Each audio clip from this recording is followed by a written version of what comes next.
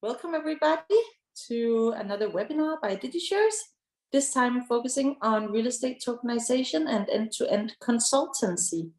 So we have a great amount of speakers for you here today. It should be very interesting. First off, I think we should talk about some of the rules of engagement here at our webinars. If you have a speaker question while a speaker is on, please put those questions in the Q&A. After each speaker, if there is time, we can take a few questions.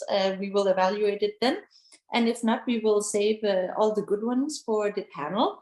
If you have more of a general inquiry, then please feel free to use the chat, where we also have our moderators ready to answer any of your questions, or you can start a discussion. Feel free to use it all that you want. If your question is for a specific speaker, it really helps us a lot when you go into the Q&A section that you write the speaker's name followed by the question. That way we know that it's for one specific person. Otherwise, it will be interpreted as a general question that can be used for the panel. Sometimes our speakers, if they have time, they will go in after they are done speaking and go into the Q&As themselves and can answer you directly in there. And I believe that anybody can see the answers too. So feel free to follow the chat. If there are any technical difficulties that you experience along the way, maybe a speaker is muted or there is a lot of disruptions, then please write it in the chat. Again, we have some technical staff backstage who can help us with all of that. So let's move on now to introduce our speakers. And we will just go through today's program and who will be speaking.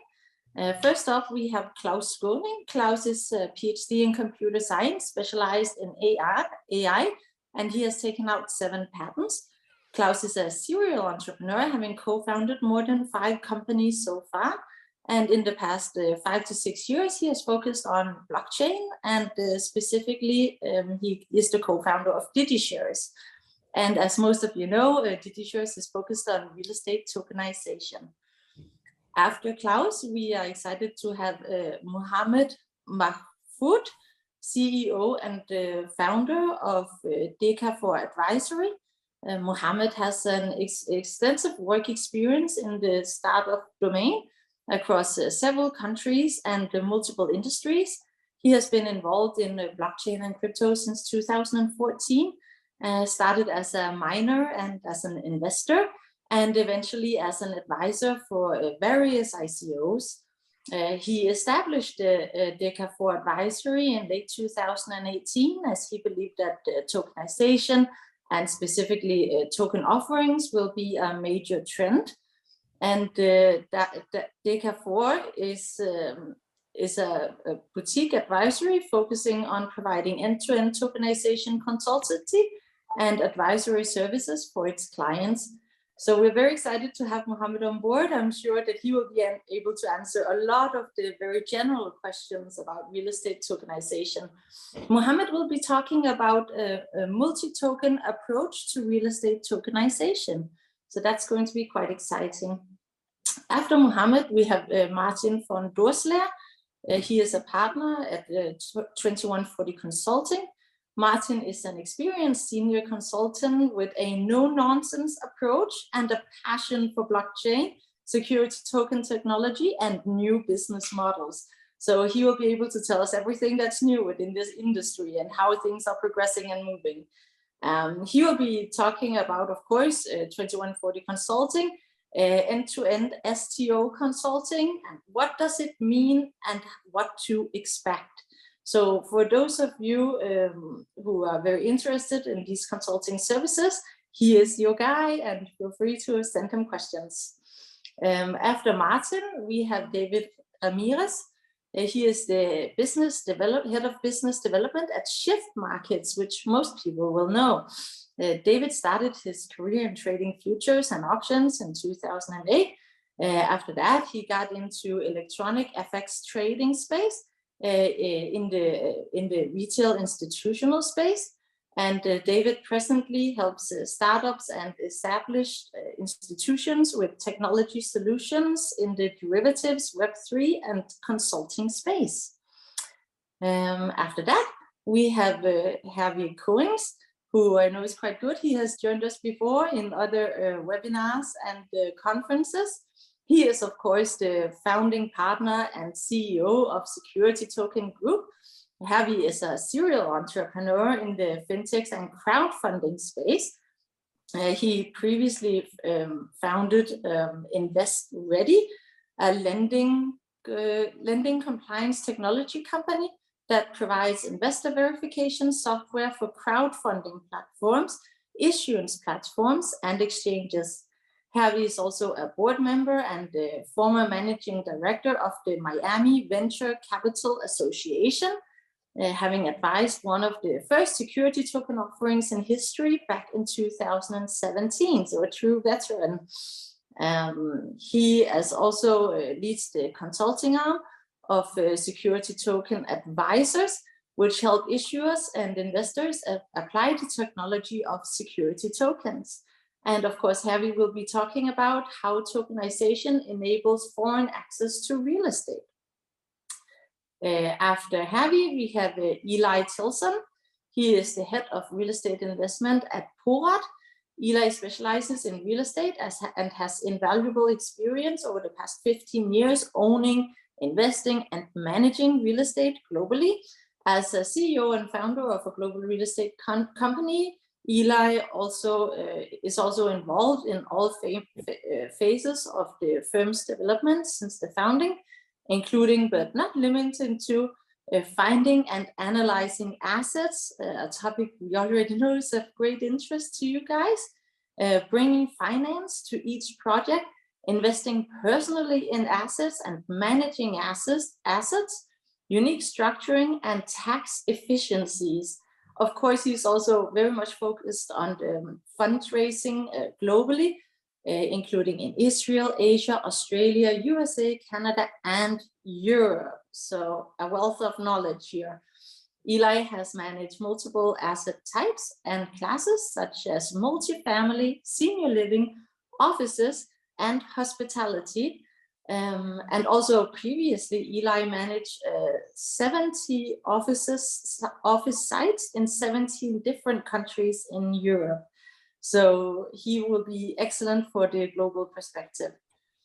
After him, we have the first case study of today, which is, of course, High Circle Ventures.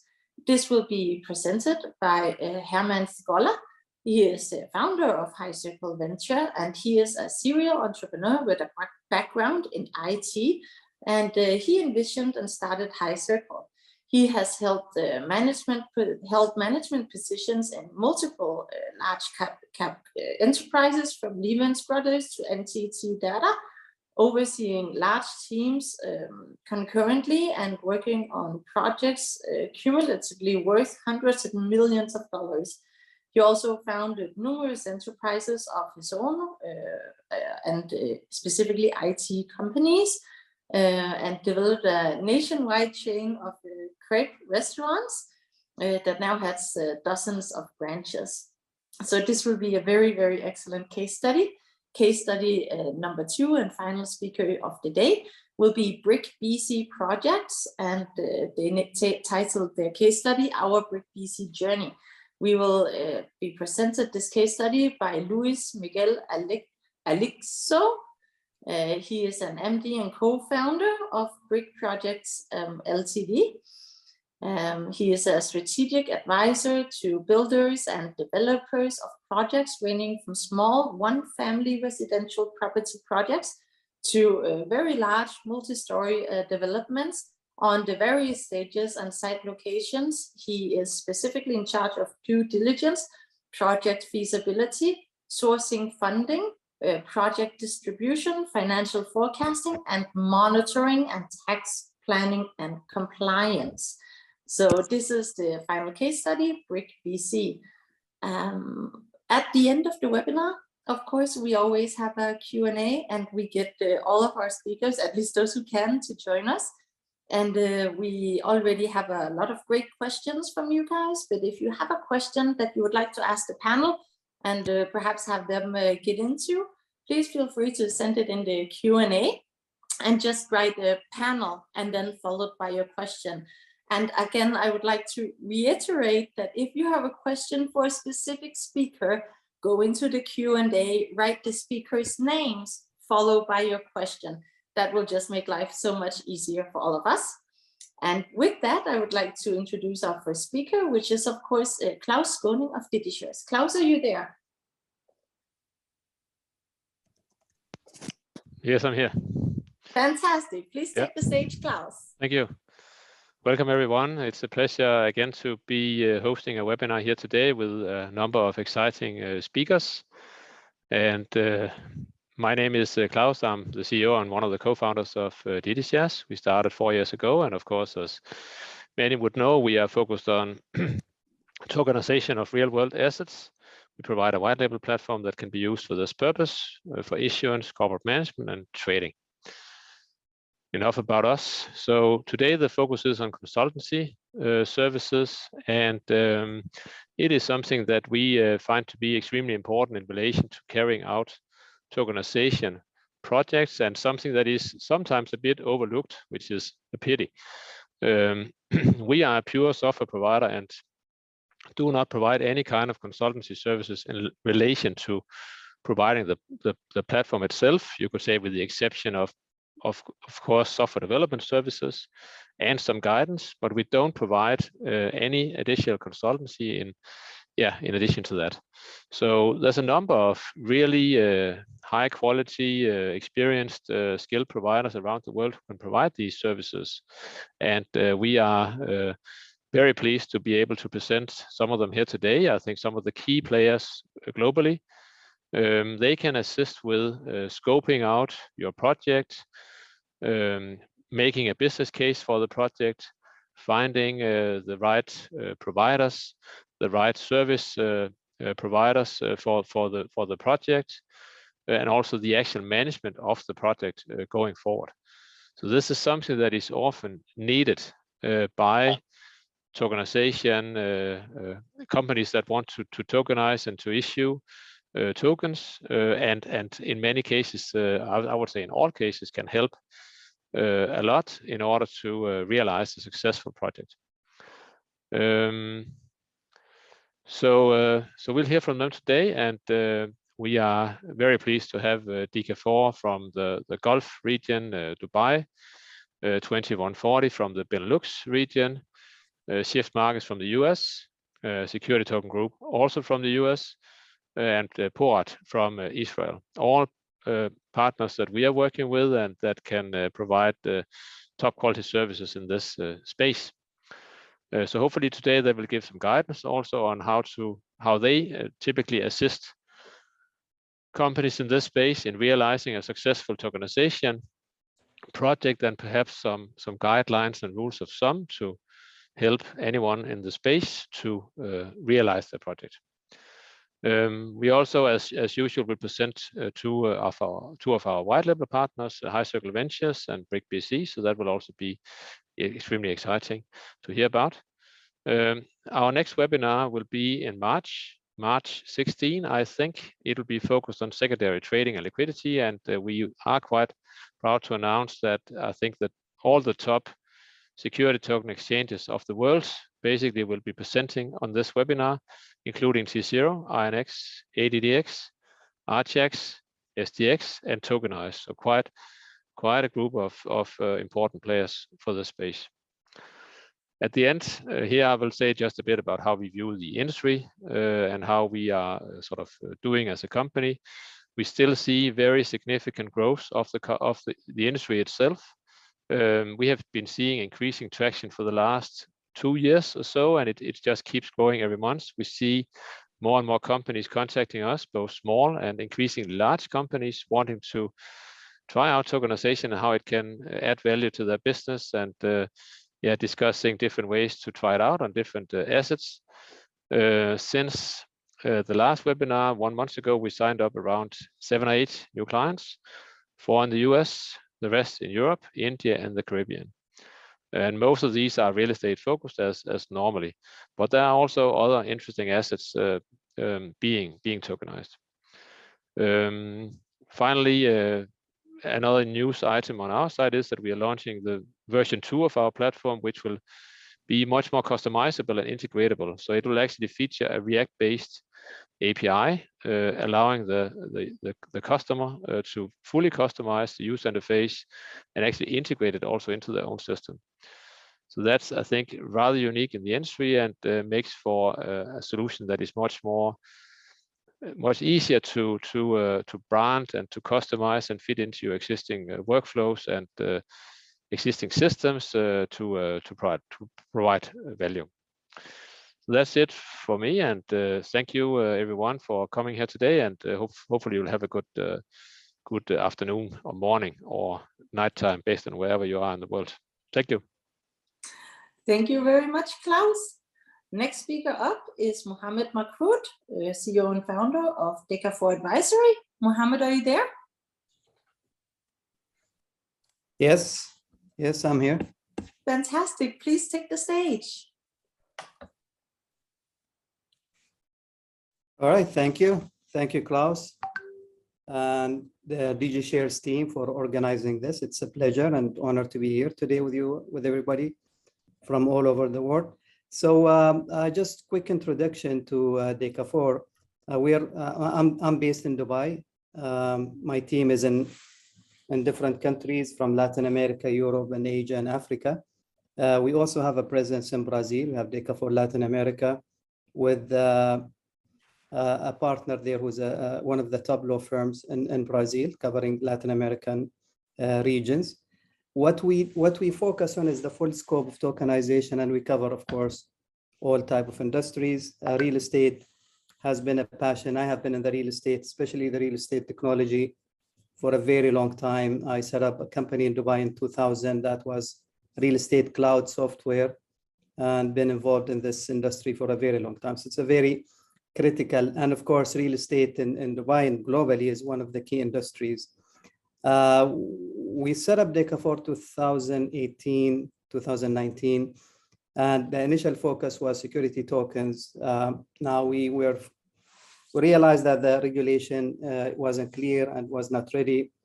So by early 2021, we also started to work on different type of tokens to provide what we call Web 2.0 to Web 3.0 route, basically. So that took us, away from real estate, and we did lots of, the new things in the market like NFTs and metaverse. We were doing some real estate project that, unfortunately, lots of issues with the regulation. To touch base on the regulation here in UAE and Latin America. Although, for example, UAE has 3 regulators and all of them have issued security token laws, the practice or the application of it is still not there. So far applications are not being processed or are not moving forward. Now, from Deca4, we have 2 major clients that we have submitted the application. Hopefully we're aiming by June, July, maximum August to get an answer and to have something ready, specifically in the real estate tokenization area. What we have seen last year with the introduction of NFTs, and now recently with the growth in the metaverse, that people are exploring the potential of using, playing around with the NFT. Now, what I tell our clients that NFT is just a token, is a technical description, and an NFT can be a security token as well. However, because of lack of clarity of regulation, we're seeing some project being launched as NFT projects representing real estate. So we are working now with one of the groups in Dubai that has already started doing it, and we are now unwinding and taking it one step backwards so that we are submitting the application to the regulator to get a specific approval for using an NFT as a representation of a title deed.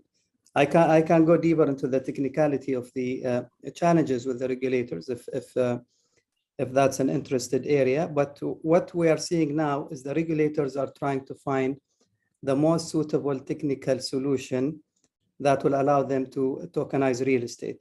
the options available in Dubai and globally. We're working with a project in Africa, and we are currently utilizing Switzerland as a platform for setting up the SPVs. The trend, as I'm sure everybody is doing that, is tokenizing the SPV. So it's basically an equity tokenization of companies that own the assets. And what we're trying to do is being able to have the representation of the token holders directly in the title deeds. Now, for that to happen, we've identified and we're currently working with multiple regulators in UAE. So we have the regulators who define the security laws, the Security and Commodity Authority, DFSA, out of the IFC, and the real estate regulator. So we have in Dubai Real Estate Regulatory Authority who define the needed processes for the real estate tokenization. The Real Estate Regulatory Authority has announced less than a month ago the first fractionalized title deed. It's still very limited in terms of numbers, but that's one step toward accepting. Currently, they're allowing, just as a test, up to 4 members in a fractionalized, and they differentiated from the current, because in a title deed you could have up to 200 owners. In the fractionalized definition, they're allowing the individual fraction owner to behave independently of the other. So if that person or a group wants to sell or transact with their fraction, they don't need the approval of the others. And the issue is that the regulators currently facing is the ability to register these fractions in the title deed. So there is a technical limitation that they are working on. And then based on that, the ability to go directly and do a tokenization of the fractions of the real estate asset directly, compared to having an SPV and then tokenizing the equity of the SPV. So that's currently what's going on. Again, as I said, now we have actually been working with 2 groups to submit applications for NFTs, where the NFT, because of the uniqueness of the NFT, we are discussing with the regulators that NFT can be a direct representation of the title deed, and the fractionalization happen at the NFT level. So then the multiple owners become in the NFT, and then that one NFT represent one title deed that represent the underlying asset. Now, there is also an attempt of some companies here to create a mirror or a reflection of the physical real estate in the metaverse and do the transactions, where the breaking down or the fractionalization of the real estate is happening in the metaverse, and the link between the metaverse and the real life is one single token represent one single title deed. So these are the things that are happening right now, and I expect this year to have some interesting outcome for this process. And if there are any specific things I can dive into, I'll be more than happy to do that. Thank you. All right, thank you. I think there are a few questions for you, but I am being told that they have been put in the chat and not in the Q&A. So let's see. So there is a question about secondary trading. Yes. And the real estate. Like currently, I mean, hopefully with the examples that Klaus mentioned, and we're working with some of them. But as of now, there is no secondary trading market here in the UAE. But it is being done in a peer-to-peer aspect. But the whole process of tokenization, specifically real estate, is still not mature yet. And I expect this year to see a couple of projects coming to market.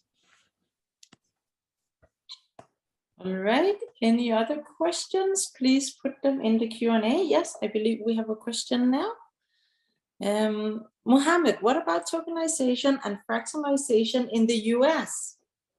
Well, I leave that. I think we have in the group here and the panelists some more experts about the US market. So I leave that to them. And then another anonymous attendee asked about what are your thoughts on decentralized finance? We are deep into it, so I don't know what the question. I mean, so as a company, we're providing the full suite of services to all type of tokens, including DeFi, NFT. So we work with all of them, and we work with the regulatory framework. We work closely with DFSA, with ISCA and UAE. We're also doing something with Ecuador. So Ecuador has a new regulation in security tokens, and we're working specifically, but it's kind of be related to what DigiShares is doing, is an asset-backed, mainly focusing on the mining industry. But there are lots of regulatory changes. Now, DeFi is also something that we see a trend in many industries to, build part of their offering as a DAO structure and then introducing DeFi.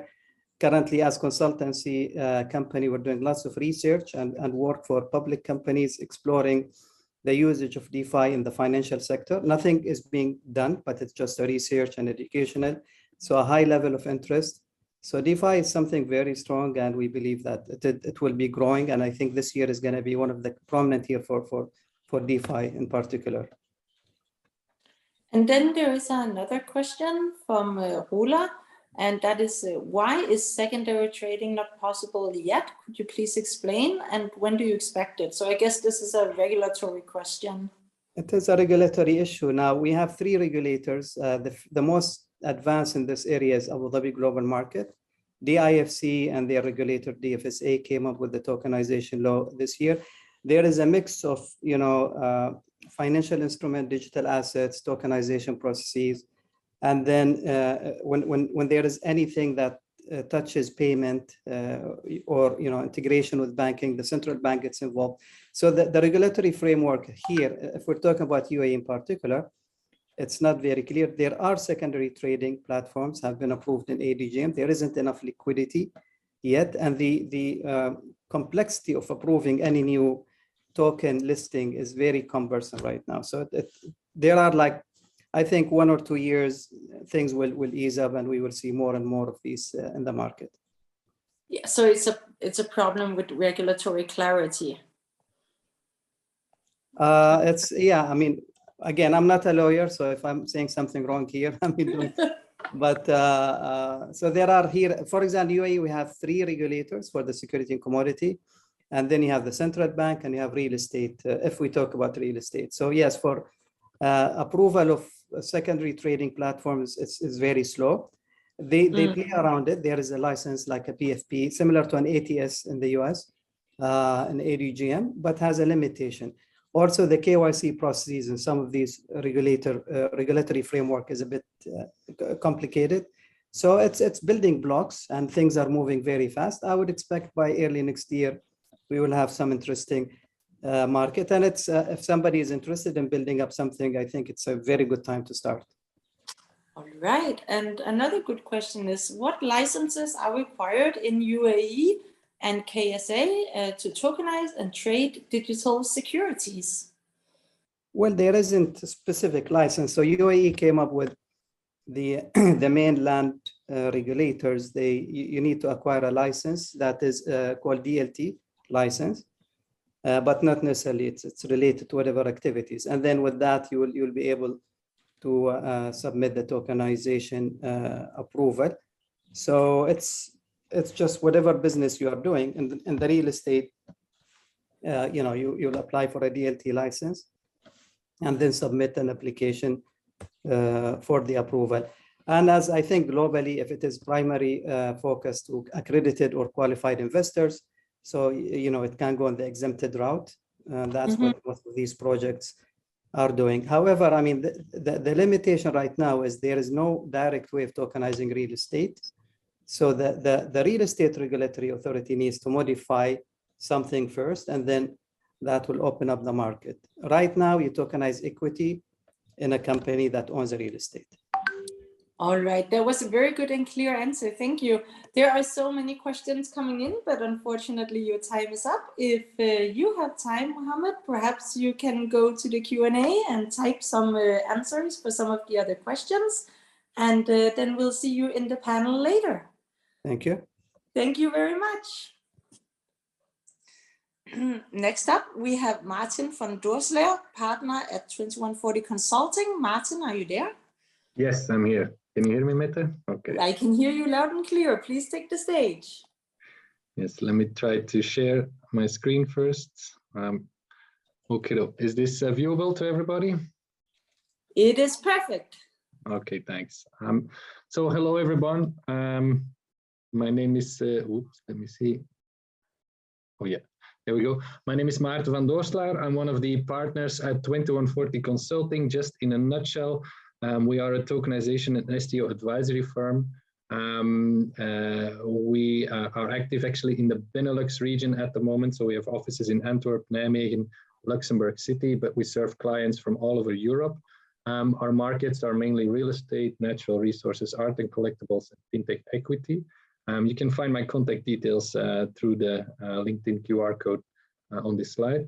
First and foremost, thank you, Klaus, for inviting us to be here as a speaker. I'd also like to say hi to my fellow panelists here and fellow speakers. I've met David in the past, and also Herwig I've met in the past, so would love to meet the other persons as well. One remark maybe made from the beginning is that we've heard my colleague Mohammed here already speaking. It is already quite clear, I think, that the jurisdiction from which you are wanting to issue a token is going to play an important role. We, with 2140 Consulting, we are active in Europe, so we are very aware of the European situation. But indeed, as Mohammed is saying, if you want to know something about the US situation, it might be better to turn your questions to the US experts involved here, as well as the Asian experts and the Middle East experts. So that is, those are kind of the jurisdictional verticals, I should say, that are out there today. Klaus has asked me to give a little bit of explanation on, our wing-to-wing consulting service, which means I'm going to explain you guys or attendees here, what does it take, to do a full STO, what you need to take into account. And let's start straightforward with the STO process. It is actually a very straightforward process, which consists out of 5 phases. The first one is what we call a concept phase, in which we try to define together with our client the ideal tokenization use case. So in this, there's many real estate people here. So of course, real estate is a very good use case for tokenization. But here in this phase, we're going to look, okay, exactly which real estate do you want to tokenize? Is it a large building? What kind of? Hey guys, morning. So then there's some background noise I hear. Vishal said he cannot join, he is double booked. So guys, please mute your microphones, please. Thank you. So the second phase is the business case phase, which means that we're actually going to build a business case for your specific STO project. And this business case is actually tackled from 5 different angles. So we look at the legal angle, we look at the financial angle, we look at the economic angle, we look at the marketing angle, and we look at the technical angle, of course, very important. So in this business case, we're trying to grasp the technical and financial viability of your STO project, which is very important because it doesn't make any sense to do an STO if it's not financially viable, of course. And then if the business case is checked and it seems to be financially viable, we can start really building your STO. I mean, the third phase is actually to build your full setup, and that's actually building of the ecosystem which is involved with the STO. And I'm going to show you a next slide. I'm going to show the ecosystem which we comprehend in this case on the next slide, but let me just try to finish the process first. So it's the setup is really the building, it's the contracting with your partners. For instance, if you have DigiShares as a technical partner for your STO, this is the phase where you actually onboard DigiShares. You sign the contract with DigiShares and you set up your token creation and your token management system, etc. So that's only being done in the third phase only. So prior to that, during concept and planning, it's purely consulting, purely ideation, purely business case building without actually contracting any parties, except maybe for a consultant. So then you have the third phase, and the fourth phase is your execution phase, which is the token sale. A token sale phase in Europe can take up to 12 months. So it's a long period, or it can take up to 12 months, or if of course your tokens are selling out really fast, it can only take like 2 days or 2 weeks or 2 months, whatever. It's going to depend on your marketing that's going alongside your sale campaign, etc., etc. And then the fifth phase is, of course, the tradability phase. It's a phase where we're going to start your secondary market activity, whether that's Whether that's on a public market or on a private market, that needs to be seen, but that's the fifth phase. And in this fifth phase, you have different aspects as well that you can tackle. All right, so that's the STO process. Trying to look at the time here. Okido. So I've been talking about the ecosystem in the previous slide. So in the third phase, setup phase, we're going to build your ecosystem. Well, what is this ecosystem? You know, this slide shows actually the building blocks that we think are important, you know, regarding your STO. There's a lot of building blocks on there. I'm only going to explain a couple of them. But on the left-hand side, you'll see the issuer, of course, the token emitter, the token issuing company, one of the most very important points to tackle from the beginning. On the right-hand side, you see the investors. Of course, you need token buyers, you know, who is going to buy your token. So those are very important things to consider. And on that horizontal line as well, you see that there is also a mentioning of the regulator.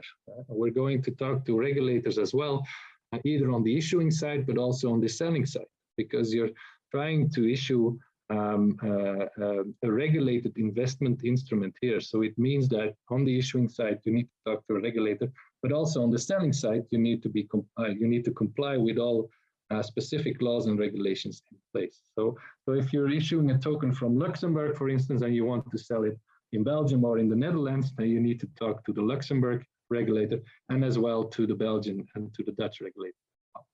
So that's just on the horizontal line here. Then there's other important aspects, of course. You have legal and tax, very important. You know, you need your legal issuance structure. You need to take into account all tax measures when issuing a token. You need a bank that's going to support you to collect the capital or the STO proceeds. You're going to need a KYC and AML partner. You know, probably. As you know, there's some KYC providers integrated already in the DigiShares solution, so you might not need to look for that in separate. You're going to need a custody partner as well, you know, the party that is going to provide wallets for your token holders if you want to offer this as a service, of course, as an issuer. Then what's next? On top, you find technical support. With the technical support, we mean we're going to look for you which technical platform is the best one to use in your case. It's very clear here. We're talking with DigiShares here. So if you're doing a real estate tokenization, then DigiShares is a very good solution, you know, for you. And then of course you need to think about your primary market setup, your secondary market setup. You need to think about marketing. You know, how am I going to market my tokens, etc., etc. And then a couple of audit and compliance things also come in place. So that is really the whole bunch, you know, of different topics that we look at when thinking about a tokenization project. So maybe to not to finalize, but to quickly give you an overview on where to start or how to do this. So there's 4 different important steps, you know, that you need to consider actually from the beginning. The first one is target your investor market. You know, there's a very big difference when targeting institutional or private investors or when targeting consumer or retail investors. You know, that's a very big difference, not only for your legal setup, but also for your marketing, also for your technical story, etc.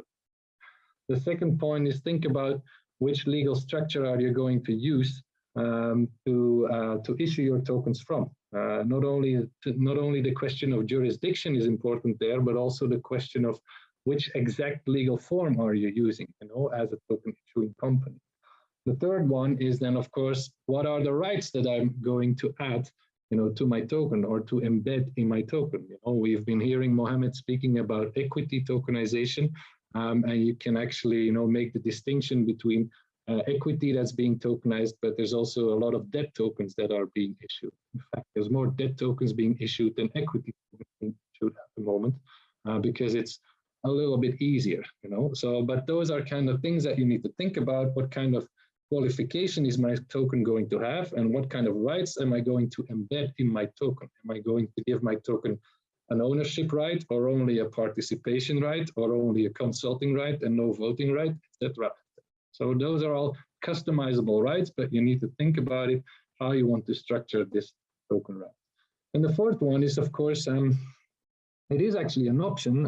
You know, security tokens or tokenized securities are tradable by definition, but there is no obligation to make it actually tradable. So the secondary market is can be an option. You know, if you only have a tokenization period of 2 to 3 years, maybe you don't even need to, you know, build a secondary market. But what we do is we try to make the distinction between either I'm going to list my token on a public market, and I think Klaus was mentioning the public security token exchanges that are out there already in the beginning of this webinar. But you can also consider, you know, to go for a private environment, you know, which is in many cases very profitable, or can make can bring you some additional income, because these private markets, they have the option that you as an issuer can actually start earning on the trades of these tokens, you know, so that gives you additional income as a real estate developer or a real estate tokenizer. So in the last slide, where to start, I've tried to summarize it here for you guys. So first need to think about what can be tokenized. In real estate, it doesn't make any difference. You know, you can actually tokenize any asset in any phase of development. So it's residential, commercial, infrastructure, doesn't matter. How to approach it, that's important. Are you going to go for a single STO project, or are you go for a platform setup? Which means the platform setup is that you're perceiving multiple STOs in the future, you know, but you need to be clear on, do I only need to raise capital, or am I planning to raise capital or to tokenize real estate a lot of times? So those are different things to think about. Then if you have an answer to that question, then you need to think about, okay, how am I going to set up my STO? What is my primary market approach? And like I said before, there's a couple of aspects to tackle here. It's the legal aspects, the technical aspects, marketing aspects, financial and economic aspects. So the economic aspects for you, for those who that's not clear, that's the ecosystem part. And the financial aspect is, of course, the business case, the financial viability. And then as a final stage, you can think about your secondary market. I don't need a listing at all, or I want a public listing, a private trading environment. And as well, if you're setting up an STO platform, that might be even a step further. How can I try to gain, you know, additional income through this STO platform? There's lots of ways to do that, and there's a whole new bunch of new business models evolving out of that. But this brings me to the end of my presentation. Thank you very much for listening. I'll try to answer a couple of questions. My time is short, but I will also do my best to answer the questions in the chat. All right, well, thank you very much. The first question is, in your eyes, what is the advantage of tokenized real estate as opposed to a REIT? As opposed to a? A REIT, R-E-I-T. As a REIT, that's a fund. REIT. Okay, yeah, it's no worries. Well, there's in principle, of course, there's no difference between a real estate fund and a tokenized real estate, because the principle behind it is exactly the same. But what is different is that, you know, tokenization for real estate can actually make it possible for an investor to actually directly invest in the real estate that he or she wants to invest in. If you have a REIT, which is a fund setup, it means that you invest in a fund, and the proceeds of the fund will be used actually to invest in all sorts of real estate. But you as an investor, you don't have any clue in what kind of real estate your money is going to be invested exactly. With tokenization, you're able to choose in which one, because you have to look at it as being a real estate developer. I have my website, and on this website, I have all of my projects. And in theory, a token investor can just click on one of each project, you know, that he wants to invest in. And then he invests specifically in these kind of projects, which means that for an investor, it's much more easier to diversify his portfolio or her portfolio directly regarding the investment. And that's the difference with a real estate fund and direct tokenization investment. All right. Unfortunately, I think we are out of time. There are a lot of questions coming in. If you have the time, please go in and answer. And you do have some time? Yeah, I'll have That's very nice. Thank you very much. Thank you so much. Cheers. Bye. All right. And next up, we have David Ramirez. He is the head of business development at Shift Markets. David, are you there? Yeah, I'm here. Hi, everybody. Great to meet you guys. Please take the stage. Okay, great. So yeah, I just wanted to kind of just talk a little bit about Shift itself. So we're based in New York. I'm head of business development here. Basically what we do is help out those people looking to set up let's say like an exchange, or we were heavily involved back in 2009 in the FX world. So we understand, let's say, the derivatives and exactly how that works in the sense of setting up your own FX broker. And then in 2017, we jumped into cryptos, helping those people set up their own crypto exchange, right? So as far as the trajectory there, we also expanded our offerings to help on the consulting side, but also on, let's say, as of last year, things on like Web3, for example, like NFT marketplaces or yield farming platforms, and also execution on chain, things like that on decentralized exchanges, right? So as far as tokenization, so we work strategically with DigiShares, especially for people, for example, that are looking to get set up with this particular technology in the US and in other parts of the world. So because of our vast knowledge on the US market, of us being in the US, we're not regulated. It doesn't really matter for us because we are just a technology provider, but we do have staff in-house that are on the legal counsel side that can give you kind of some advisory, some points on how to execute certain projects in the US.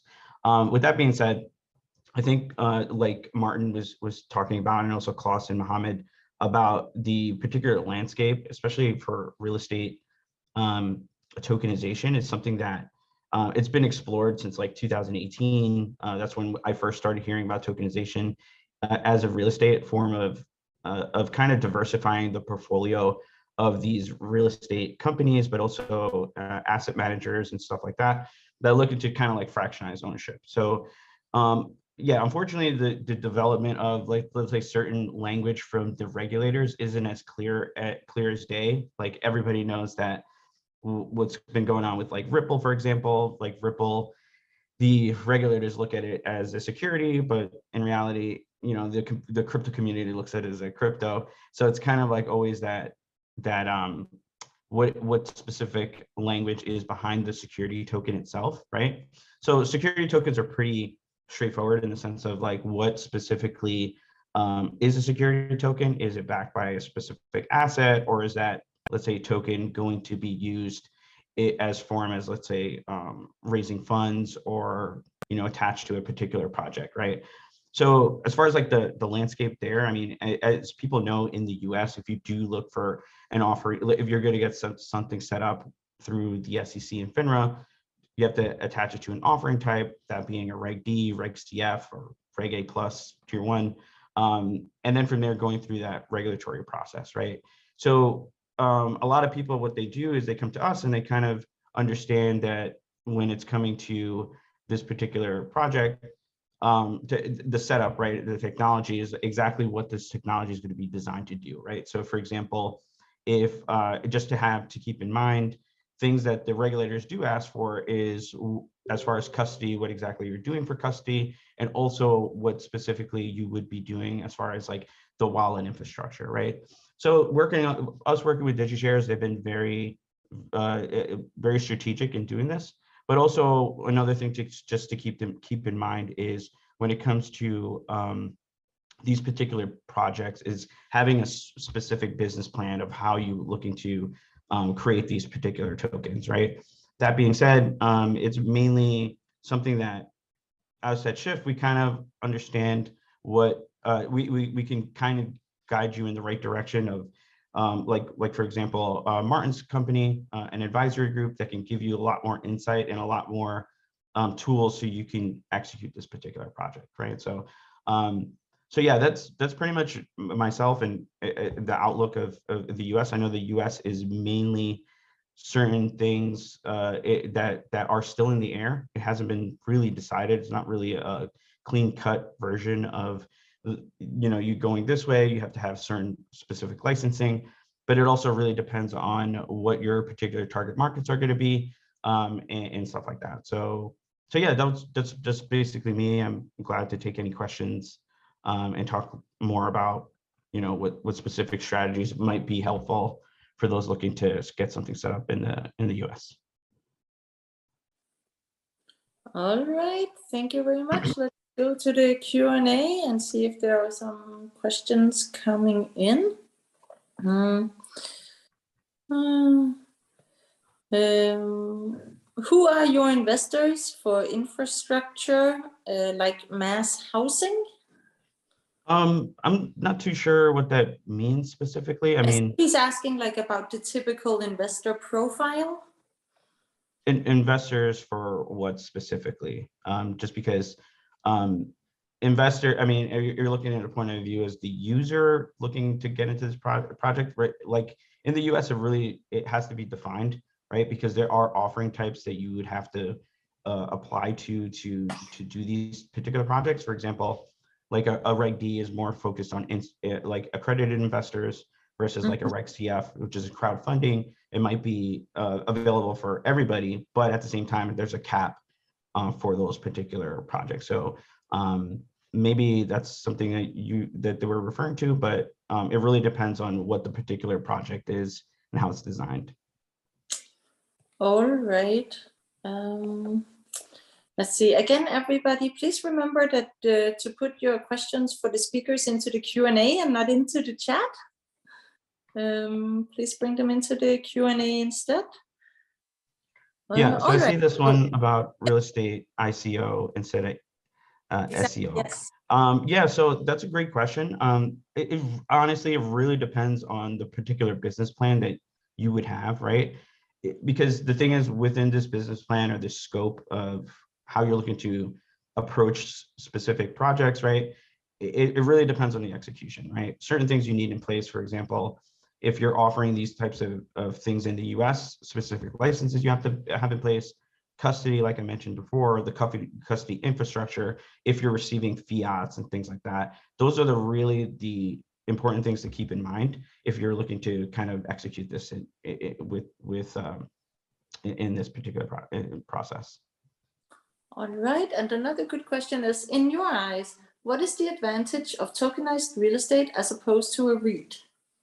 Okay, yeah, so I mean, that's a great question. It was Martin's questions too, and it's for me too, which is a great question. I think it's the being innovative, right? So if you're doing something on the tokenization side versus a REIT is more traditional finance, right? But going into a particular project and you're doing a tokenization project, it makes it more innovative, right? It gives a kind of like a different dynamic of your clients that would be onboarding, because they see that you're looking to execute something in the blockchain space. And obviously that's more innovative, more dynamic markets versus traditional. It's kind of like an alternative way to raise funds as well. So that's my point of view. I think that if you go the tokenization route, your company looks more innovative, more, it has the accessibility for a lot of different things, and to hold these particular tokens in designated wallets instead of, like, let's say parked at like an escrow agent or something like that, it makes it a lot more innovative. That's my point of view. All right. And I think a good follow-up question would be, why is secondary trading not possible yet?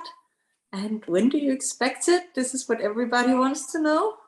Yeah, so great question. And just like Mohammed said, it's unclear, but one thing that is clear in the US is security token. So you would have to be designated or using, let's say, like a broker dealer or an ATS setup in the US to facilitate these particular trades. One can argue, oh, well, my token isn't really a security or is more of utility. You can argue that, but in the eyes of the regulators, I mean, if you're using these tokens for a particular capital raise or it's an investment purpose, they see it in that perspective, right? So my advice would be, like, it depends on the particular project. Like I mentioned before, an advisory group like Martin's group and other groups that I know we can connect you with, and they can give you kind of more or less like a breakdown and a scope of how to particularly execute that project. But long story short, right? There isn't too much clarity on the secondary market stuff, so it will come out later on, kind of more clarity on that particular project. So. All right. And bottlenecks and pitfalls in the US? Yeah, yeah. So that's the first thing I said, right? So the clarity, right? There isn't really that much direction yet. We're still arguing the whole fact of, is Ripple a security versus like it's just a Yes. crypto, right? So I feel like later on there are going to be more developments within the regulation, but also on the taxing side, right? How things are getting taxed, how people are the overlook of the regulatory agencies, like that's going to probably be important. All right, and we have one more. So as a consultancy company, do you also help finding investors? No, but we can not ourselves. We don't help you on the marketing aspects at all, but we do know people within the space that can kind of guide you in utilizing, kind of tapping into their investor pools, and they can provide those particular contacts. All right, and let's see if we have time for one more. Now, of course, I'm looking at the Q&A. What types of companies are using white label crypto exchange, and what is the estimated cost of these services? Great question. So this is more on the people that are looking to start up their own exchange. We get a variety of different clients. So some of them are entrepreneurs themselves. Some of them have their own coin or token, and they're looking to have their own specific exchange and to offer that to their particular community. Other people are, let's say, established businesses or established trading companies, and they want to have alternative assets. So they go to us for us to build out the infrastructure for them, the front end, the back end infrastructure, connections to like wallet providers. And then from there, they're able to tap into our liquidity too. So we do have a liquidity pool on the crypto side. So crypto liquidity, they're able to tap into that and then utilize our liquidity to facilitate certain trades. Now, the cost for this particular project, it really depends on exactly what you're looking to get set up, because every kind of exchange is different. So the base models and stuff like that really, like I mentioned, depends on what specific things you need. For example, if you need like a mobile platform, or if you're looking to aggregate certain price feeds from other exchanges or other big liquidity pools, then we would kind of integrate that and customize that. So I can give you guys more specific quotes. If you guys are interested, you can just put your name in the chat and I'll reach out to you guys. Yeah, I think you should feel free to elaborate, because you're a fast speaker, so you have enough time. Yeah, sure. Let's see.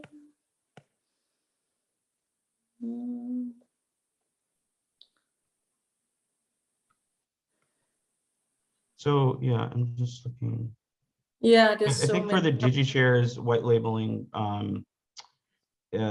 costs, like I'm pretty sure you can put your contact Klaus, and he can give you a lot more info on that. So the earning vaults is another product that we have within the Shift ecosystem. So there, if you have your own white label, you can tap into our vaults, which basically is like a lending pool, right? So if you're able to stake specific cryptos onto designated wallets, our particular those pools are tapped into DeFi and CeFi. So you're getting kind of you're getting all these percentages on just holding on to particular tokens, and they're redeemable whenever you guys want. Usually, I mean, people leave it in there for like a day and then they take it out, but it really depends on exactly like how you want that structured. But we tap into a couple of different key pools for the Vaults project. Right, very nice. Well, I think that's pretty much it, and your time is up. But if you do have more time, please feel free to go into the Q&A and answer some questions.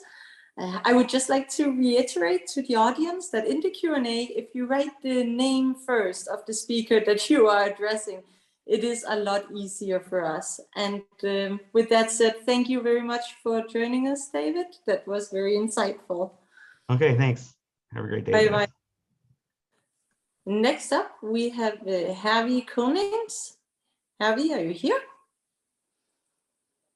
I'm here. I just can't start my video, I think. Well, we're not in a rush.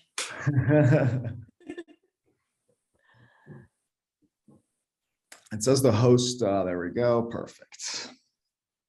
Fantastic. Hello, welcome. Please take the stage. Thank you, Matt. Pleasure to be here. Thank you for inviting me, Klaus, and fellow company on the panel. It's great to meet some of you and also see some familiar faces. Particularly, my background, I'll start really quickly. My name is Herwig. Before I got into security tokens, I'm the founder and CEO of Security Token Group. We do a couple different things.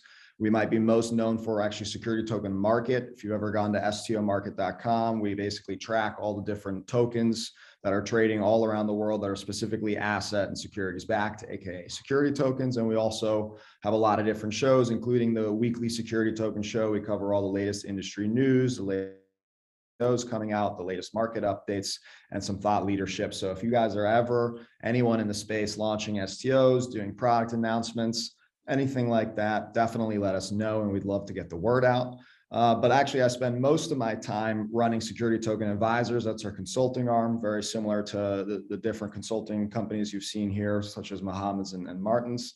But before that, I think it's worth mentioning that I also launched a company called Invest Ready. Invest Ready provides accreditation software. So I launched that in 2013, right when the Jobs Act had passed. This was the regulation that for the first time changed securities laws here in the United States significantly to enable equity crowdfunding for the very first time, as well as new exemptions that enable easier access even for retail investors to participate in private exemptions. But through this experience, I learned all the different regulations, the compliance, how equity crowdfunding and capital markets were being disrupted by this. And the biggest takeaway for me was absolutely the fact that it was real estate that became the #1 use case for adoption. And I think that's a really great, example for what we're going to see with the security token industry. I think on Martin's slide, it was around 55%, I think, on real estate. And I think that's probably spot on. Simply because it's one of the best use cases for tokenization as well as crowdfunding. I think I'm supposed to talk about access for foreign investors on real estate in my 15 minutes here. And I think that's actually one of my favorite topics for real estate. The ability for people to now participate in an asset class that traditionally has been seen as one of the safest and best ways to create wealth and a portfolio of assets. And traditionally, this market, especially in the US, but particularly in most places around the world, is very difficult to break into. Most people break into it by buying their own home for the very first time. And if you want to participate in real estate funds and private investment opportunities, those are exclusive typically to institutional or accredited investors. And so now you're left with some public market options like REITs and other things that are a great way to get exposure. But because of all of the Wall Street middlemen infrastructure there, you're not getting the best version of real estate out of that, right? So the fact that equity crowdfunding came around, and now with tokenization, it's much easier for real estate developers and entrepreneurs to go ahead and launch a crowdfunding campaign, a tokenization campaign, and raise money from people all around the world. And the beautiful thing is, because of this regulation and because the United States is clear on security tokens, as we've seen on the past, we've seen a pretty thriving real estate industry come about, whether it's examples like the St. Regis that's trading on a broker dealer like T0. Like, as we mentioned earlier, they need to be trading, of course, on these regulated platforms. And we've also seen examples of even non-broker dealer real estate platforms coming to market. Just in Florida alone, one of our clients, Blockhouse, was one of the first. We're located here in Miami, one of the first real estate developers to now focus on trying to bridge Latin American investors into the United States real estate, right? And so what's the big opportunity here? Well, US real estate is seen as one of the safest and, again, best investments you can make around the world. Very difficult to access if you do not live in America. Thanks to the benefits of crowdfunding, and because the SEC doesn't really care about foreign investors, their job is to protect American investors. They made the regulation very easy for you to raise money inside the United States from outside investors. There's another company in Florida called Realty. They have literally tens of thousands of investors on their platform buying up US real estate, sometimes in minutes when they launch their offerings. So it's extremely exciting because it means that there's a huge demand from a foreign investor base into tokenization and real estate. And the tokenization is a really important aspect, because one thing that made it difficult for the non-tokenized equity crowdfunding projects is the fact that you are still left with an illiquid asset. Of course, you have the benefit of real estate. Many times there's yield associated with it. That's one of the benefits. There's less risk because there's a hard asset behind it. And there's usually a party in management that's, working on a liquidity or some kind of exit event for the underlying investors. But still, at the end of the day, you're stuck on the hook with those, whoever is managing that. So now with a token, the fact that you might actually be able to find liquidity sooner throughout the life cycle of the investment, as well as the fact that you might have a lower ticket price into that asset, you have now created a larger pool of investors because more people will now be able to participate because they are able to take less risk and participate. They're able to put in less money and still participate, which means you can now grow your pool, of course. So I see a mega trend of, asset tokenization around real estate and foreign investment, whether it's large institutions because they benefit from diversification, right? Never has it been easier, thanks to real estate tokenization, to diversify your real estate holdings, take less positioning and concentration risk in different portfolio positions. These things are all beneficial for both institutions and asset managers and funds, all the way to the little people, everyone around the world that doesn't necessarily have the weight of millions of dollars to be able to invest in real estate, let alone buy a property outright. So that's why I think it's an extremely exciting trend that we're going to continue to see happen. And more importantly, I think that we're going to see the other side of the market react as well. We're going to see real estate developers like Blockhouse that I mentioned say, you know what, we can work with consulting firms, we can work with tokenization platforms like DigiShares, and we can build out an infrastructure where we're now not just focused on selling homes, but we actually can become asset managers, continue to take a commission because instead of selling to one person, you're selling to many. But then at the same time, you can implement asset management systems. So now you can also make additional revenue as a real estate developer, helping manage the tokenized offering. So this is a whole new opportunity. It obviously is more streamlined because it's now a digitized transformation for their entire business. There are processes online, dividends or any yield being created from the instruments are being paid out. You have the ability to leverage collateralization, which is another tangent I could probably spend another 15 minutes going into. Remember, real estate is that hard asset. It's much easier to appraise and value. And if you add liquidity, it actually is even more valuable because you don't have that illiquidity risk.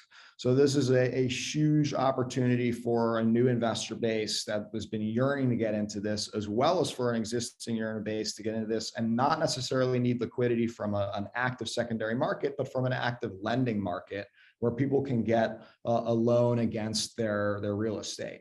And that's just, again, yet another huge opportunity that makes investing in real estate tokens more attractive, and specifically for foreign investors who, again, didn't have easy access to this market and certainly didn't have an easy way out if they did. And now, thanks to real estate tokenization, they can. So our firm, we work with real estate developers, individual projects. We have examples of real estate all across the board, whether they're developing portals or just doing an STO, whether it's creating unique structures. For example, they're a very common one to do now is keeping private investors in an operating structure, but then you can use a REIT structure that they can optionally convert to at the moment that they want liquidity. And then they move out of the operating units into the REIT structure, which is tokenized. And that's, of course, listed on a marketplace where you can then find liquidity. So in this way, real estate investors can benefit from tax efficiencies up until the point that they want liquidity, and tokenization makes that a snap to go ahead and take advantage of that. We worked with multi-billion-dollar loan mortgage platforms that are trying to automate their systems thanks to smart contracts, automating a lot of these processes. And we've worked with family offices and platforms that have billions of dollars in real estate that are exploring digital transformation and figuring out how can we potentially navigate around Wall Street or do this more efficiently than having to go through Wall Street. So I'll take the remaining 5 minutes to check out the Q&A, but I really appreciate again being here. You can reach out to me at herwig@securitytokengroup.com. I'm on Twitter, TokenWig, LinkedIn, everywhere. Please, happy to connect. Just a huge fan of helping people learn about tokenization. Thank you very much. We actually have some questions that were submitted for you to us before we even started the webinar today. So the first one is that I think is very relevant. Can you elaborate on the base difference between a real estate asset as an NFT or STO? That is a great question. And I think we tried to tackle that a little bit earlier. I think David commented on it too. When it comes to the regulation for the US, securities laws is very clear.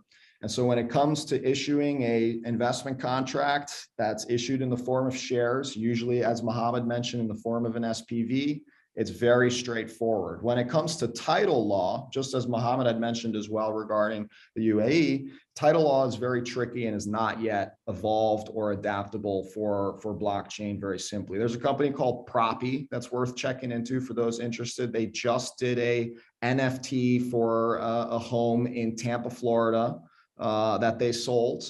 And in this case, the NFT represents the deed. And don't quote me on this, but I'm almost certain that deed is in an SPV that was tokenized, and the SPV represents one share that is that NFT. So even in this case, Proppy still had to use the traditional method to figure out how to do it. Now, my comment about NFTs would be that you are really restricting liquidity. You're just basically doing a better version of how home selling is done today, right? We've got the deed. Instead of it being on a piece of paper somewhere, we've got a token. Someone might help trade that token. That we would call a broker. Or now, for the first time ever, maybe we can enable our own home selling, right? Which, you know, most monopolies and regulators around real estate don't like that either.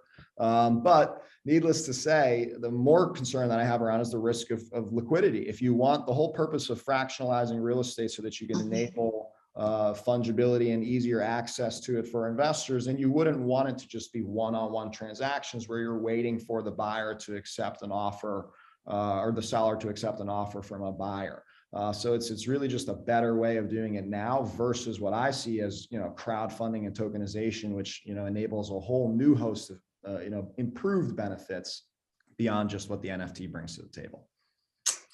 Very good. There's a lot of questions also in the Q&A. I seem to remember from the last time that you like to take them yourself. Okay, let's jump right into it. Let's lightning round. Here we go. If my target customer is in Asia, is there a benefit to set up the SPV in the US compared to set up in Asia, Singapore? That would be a tax efficiency question, right? I am not a lawyer. I'm not an investment banker. I am not a tax advisor, but we work with a lot of different ones. And so all I can tell you is what I've learned. And it's going to come down to, you know, what types of investors in Asia that you're seeking. They may be seeking a specific tax benefit or structure or protection in Singapore, and therefore they would want your SPV in Singapore. You could have the SPV in the US because of its own set of benefits. Again, the fact that it's in the United States might bring it even more confidence.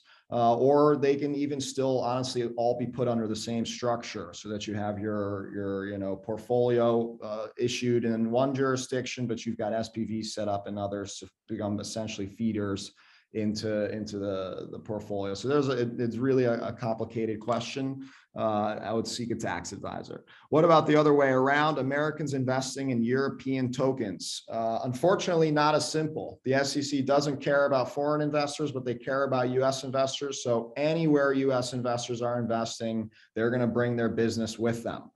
So the SEC has shut down foreign projects. They'll get the FBI and foreign regulators and everybody else involved, that if you're doing something that they would consider illegal with US investors, you're screwed. Now, if you're following proper laws, which you can easily do, as I mentioned, just setting up in the United States, the SEC cannot reject your private exemption filing. In this case, it would be focused on what we call Regulation S so that you can get foreign investors.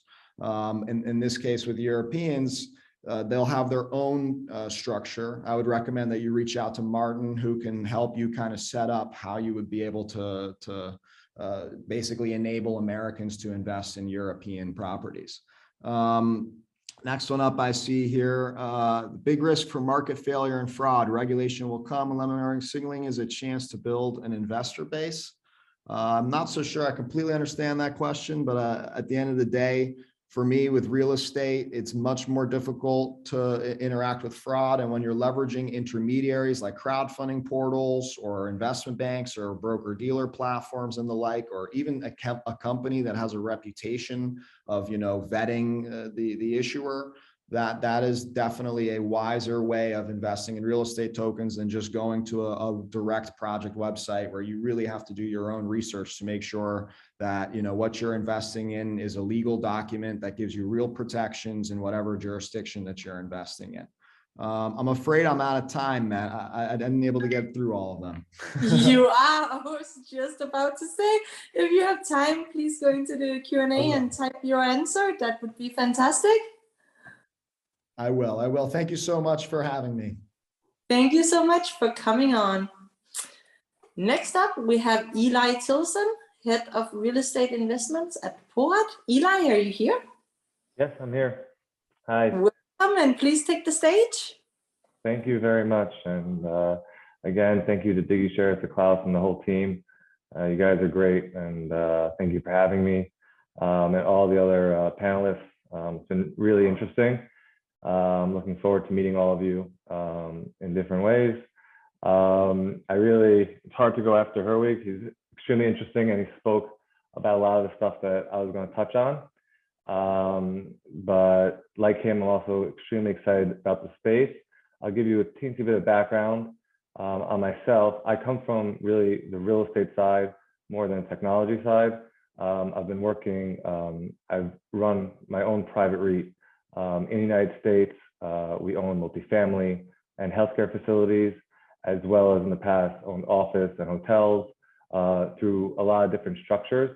I've been lucky enough to travel around the world raising money, institutional and retail. So has exposed me to a lot of different types of structuring when it comes to real estate, which has been very helpful when going into the blockchain world and tokenization world. So today I run investments for the Porat Group. Porat Group is a law firm out of Israel, but we do professional services as well as we are building a platform for crypto blockchain investors to invest in traditional investments, traditional alternative investments, as well as real estate, as well as our professional consulting we do for clients. Now, what I find extremely exciting, and Herwig and David and the others have touched on this about, and people have asked this question, so I'm going to try to focus on some of the questions people ask to make it and keep it interesting, is why do we need a blockchain? Why not just do traditional REIT or other LP, GP structures in order to invest in real estate? Why is this exciting specifically using the tokenization? So with the experience that I have and what I've seen and seeing my clients and what they're doing, I can answer the question in three ways. Number one is on the finance side. One of the things I'm seeing a lot is we have traditional developers or real estate owners that are coming to us and saying, okay, I want to sell a block of apartments as NFTs because they've read a few articles, this is what they're thinking. And what we're able to do is explain to them that there's more than one option that they can do with their assets, and they don't have to give up ownership of their asset immediately, where therefore they lose the value and the control of what can happen. A lot of developers have long-term visions for their properties, but due to financial constraints, they have to sell the apartments one by one, especially in Europe and the Middle East. In the US, there is multifamily and other types of rental properties where developers traditionally have gone to, but in the US, it's relevant as well. Where here, they can tokenize the asset and allow for cash flow to come in and manage what I like to call their community through tokenization, allowing them to do more with the asset later on, as well as obviously once the secondary markets for this type of product, which I believe is right around the corner, will be available to even trade and bring more value to the properties. So this is very unique because you don't have to sell each apartment by itself. The owner can hold onto the asset much longer by still having liquidity and grow their business that way, which allows them to grow quicker and do more opportunities, as well as makes it a more easier transition for someone investing, because as opposed to just owning the apartment outright and needing to deal with all of the logistics of having a management company and the risk and liability, they're able to invest into a property passively, potentially enjoy the upside if it's a development project on sale, on a refinance, or on the income that comes from either rental or other types of income that comes from properties. So it's kind of a win-win. And it's allowing people who have made money in the crypto space to also have exposure, as well as traditional investors. I have a lot of people who come to me and say, you know, we want to get into the crypto space, but we also want to invest in real estate. And we're starting to see real transactions happen. On the flip side of that, it is interesting also the side of kind of combining the technology with the real estate. The NFT to NFC world is extremely interesting. Although we see it a lot as gimmicks, I think that the actual efficiency that we have, and Herwig touched on it, and we started working with title companies in the US as well as other regulatory bodies in Europe and Israel on how to register real estate in a more automated fashion. But we're definitely headed towards there. And the technology allows, and tokenization allows for efficiency in real estate that for traditionally has created a lot of issues. I've experienced issues with different title companies doing, you know, getting foreign notaries. I've seen deals get delayed and get more expensive due to just a signature not being signed as the way that the local authority wanted and a foreign investor trying to invest. These are real problems that happen every day. And once we go into the future of being able to be more efficient using blockchain, using tokenization, we'll be able to have these be more of a global community when it comes to real estate, which is extremely exciting. One thing I do want to touch on, because it came up, and due to the fact that I run a real estate investment trust, and it's a private real estate investment trust as opposed to a public one. The difference in the tokenization as opposed to the REIT itself is twofold. One is your ability to get to be able to trade it globally. Although that there's different rules and regulations for different countries, once you've tokenized your asset, you have a lot more ability to sell those shares cross globally. Whereas opposed to REIT, you're very limited. And the secondary markets for REITs are actually smaller than most people would think. And big players come in and a lot of times gobble up good properties. Whereas here, you could get out to a lot of different places with better voice and easier transactions. So that's one thing that I think is very unique. David touched on this as well, and I thought it's true, is that we are headed into the new age, the new world, and it's now. And I think that by when you tokenize, I think we're going to see a lot of companies coming out with different things you can do with those tokenized shares in different types of markets. And I think that will also boost the value of a property if it was been tokenized previously. So I think that's very interesting. And another thing I wanted to touch on before I open up to some questions was actually the innovation side. You know, you have this traditional asset-based real estate, which is probably one of the oldest businesses and investments in the world. And we're bringing something that's completely new to it, but it has real world applications. And I'll give you an example of a project that we're doing in Romania. It's about 513 apartments, and the developer wants to sell the apartments one by one. But what we're doing is, because it's a development project, we're able to tokenize each individual apartment. And by doing so, we're able to control how the investor comes in, because generally speaking, it depends on the country.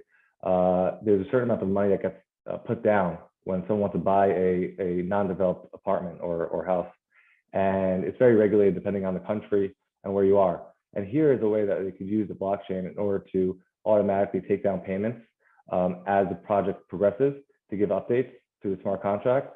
And it's an innovative way to connect with your buyer and allow them to, you know, sometimes there's delays, sometimes this, sometimes that. You're able to control the process in an automated fashion. It's lowered overhead, and it's a really cool and efficient way to do something where people have lost, you know, they've had a hard time collecting money. They've had a hard time connecting with people. Some people just disappear. You know, project goes on for 2 years. They're waiting for the last payment, and someone just, you know, they can't reach them, especially for foreign investors. They change the number, change their email, don't have the cash flow. So here's a way to keep someone connected and be able to communicate with those people efficiently. So those are just some things. Again, you know, 15 minutes is not a lot of time to talk about this. We could talk about it for a long time. I'm happy to answer any questions that people might have. Yeah, thank you very much. We have some good questions in here. Let me just get to them. So Eli, what kind of tax efficient model can be implemented for Canada, USA cross-border investors in a fractionalized real estate project? And do you provide tax strategies and advisory? Thank you. That's a great question. So first of all, I'm not a tax lawyer, but I have a lot of experience in this, and we do have in-house tax lawyers here, so who would tell you the same thing, and I'm happy to speak to you after the panel. But there's actually quite a few ways that you can be tax efficient.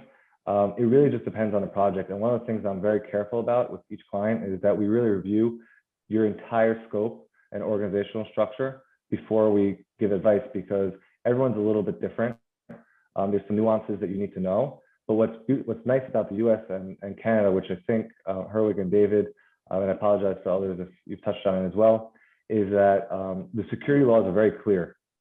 So if you're playing within the legalities of the security laws, and there's ways to different efficiencies, tax efficiencies you can do, such as, I'll give you an example, setting up a private REIT in the US has great, if you're raising money from Asia, Australia, and some other countries, they have really interesting treaties with the US on no capital gain tax and different types of tax abatements that are really interesting.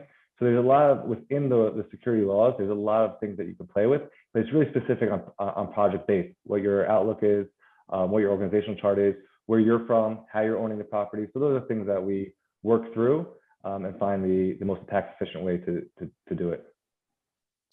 All right, and let's see what else is in here. What solution do you have for housing and infrastructure projects? So I mean, again, it's all about your goal. When you say a housing or infrastructure project, is it long-term, short-term? How do you want to sell it off? There's a lot of things you can do with that. I do think that tokenization is extremely interesting when it comes to these types of projects, because what happens is, especially infrastructure or housing, you're starting to develop something and the value, let's say, we'll just take a number of examples just for the fun of it. Say the land is worth $100 with no building on it or no house on it. But as you construct and as you get through permitting, as you get through these processes, the value goes up. And when you tokenize something and you're able to create a market for that, even if it's a closed market, you're able to get the value as the risk ratio changes. And I think that's what's super unique by tokenizing these projects. All right. And I think we have time for one more, if you're quick to answer. Are there any restrictions that prevent tokenizing shares in a Reg CF and selling those tokens on OpenSea? So that's a little bit of a longer answer. You're not the first to ask that question. It's a good question. I'm happy to try to answer it now afterwards. I'll answer it in private if that's okay, or I'll answer it on chat, on the Q&A. Yeah. So that, because I think it would take a little bit too long to go through it. Yeah, we can also save it for the panel. That's not. Yeah, we can save it for the panel. So it's an interesting conversation to have. It's a good question, but it takes a little dissecting. All right. And yeah, I think that's it then. Also, your time is up. So okay. Well, thank you very, very much. I really appreciate it, and look forward to talking to you all in the future. Yeah, thank you so much for joining us. It was very insightful. Thank you. Pleasure. All right, everybody. Next up, we have the first case study of the day, the High Circle Ventures, presented by Herman Goller. Herman, are you there? Yeah. Can you hear me okay? I can hear you just fine. Thank you. Please take the stage. All right. Thank you, Matt. Hello, all. Thanks for joining. Good morning and good evening to all of you. And thank you, Klaus, for the opportunity to discuss about our High Circle Ventures and our use case. As Matt mentioned, Hemant Golla, I'm the founder of High Circle Ventures.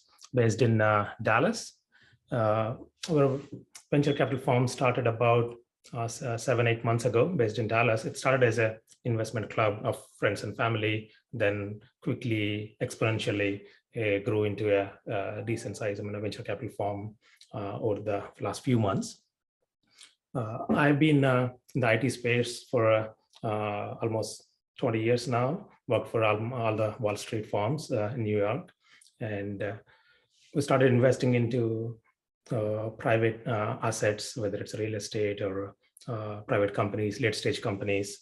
And then through the high circle ventures, we started investing into SpaceX, Epic Games, Automation Anywhere kind of private, late stage companies, which are 5 billion or more in the valuation, and also diversified into real estate as part of the venture capital private equity platform that we built. So during this journey, while deploying capital into various alternate investments and private assets, we started seeing some major challenges, right? One is with the liquidity and the second, accessibility. So for example, we invested a decent amount into SpaceX, right? As you all know from Elon, SpaceX is not going public for next 3 or 4 years at least, right? The money that you invested in SpaceX is stuck there for at least for a few years. Same thing, we invested, we purchased a few hundreds of acres of land in outskirts of Dallas. And the exit plans for those real estate investments are at least 4 to 5 years, right? But as you can imagine, things change, life events happen, and people or investors, they need liquidity. Some of them may not be able to wait for 4 or 5 years, right? So 1 year down the line, 2 years down the line, if the investors want the liquidity, what do you do? So when you invest in a private investments, alternate investments like this, you cannot really liquidate, right? So that's one challenge. And second, there are a lot of accredited investors who can write a decent sized checks, but they don't have access to these alternate investments. And then on the other hand, there are a lot of people who want to invest in these private assets, but they may not be able to write a bigger checks. So that accessibility was another problem, right? So then we started looking into how do we address this problem, because we are seeing this as a first-hand problem, right, with our own investors, right? As we grow in the last few months, right now we have around 1,000 accredited investors from across the country, right? And then there are a lot of people who are asking us to provide access to our investments from India, UK, or other countries. So that's when we started researching around what's the easiest solution, or what can we do to solve these problems, right? So we looked around, and then fortunately, we met Klaus and DigiShares, and we looked at others, but we like what DigiShares is doing, and the team and the technology. So we started working with them a few months ago, and with the help of the great team at DigiShares, we were able to build a platform for our high circle ventures members to provide. As of today, we are going to provide the tokenized assets and the marketplace for our own members, the high circle ventures members. But in future, once we mature as a platform or a company, we plan to offer the access to our the solutions or platform to the outside third-party ventures or the syndicates. But as of now, we are tokenizing. Let me take a step back. Before we met DigiShares, we've been working with Carta, which is a fund management and SPV administration, a platform. So we've been using them for creating SPVs for all these investments. So now we are in the process of converting all those SPVs, digitizing them and tokenizing them with the help of DigiShares Waglo solution on our HCX, High Circle Exchange platform. So, I can put in the, let me see if I can share my screen, if I have rights to do that. Yeah, so this is a High Circle Ventures venture capital platform that we built, and then later we give me a second, the HCX is the HiCycle exchange that we created, originally for our own members, which we'll probably extend it to others. So this is built using the DigiShares Waglo solution. So some of the, as I mentioned, we invested into quite a few real estate investments, and then SpaceX, Robinhood, Klarna, some of those private late stage company investments. Again, the same problems as in, I know today's topic is about real estate, but the problem statement is same for all the alternate investments asset classes. And the solution, of what we're talking about today, what all the SMEs talked about today, addresses a lot of challenges. Again, as a firsthand, because when I talk to investors, this is a real problem, right? So that we're looking for, there are a lot of gray areas, as some of you mentioned, with the compliance and the regulatory and the regional, laws and all that stuff. So obviously, we have to wait for all of that to get cleared in the next, in the near future. But as somebody said, if you have an SPV, converting that SPV using a Waglo solution with DigiShares or someone else would be probably easiest to market and easiest solution, I guess, in my opinion, as of now. I know we have 15 minutes, but I think that's all. I wanted to go through unless anybody has any questions. I think that you should feel free to just go through and show people a real life example. That would be nice, and you have enough time. Yeah, so we started with, again, as I said, right,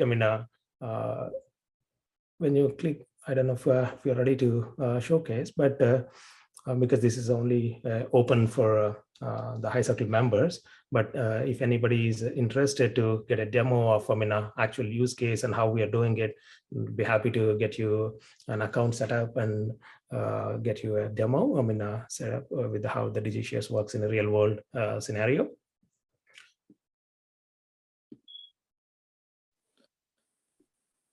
All right.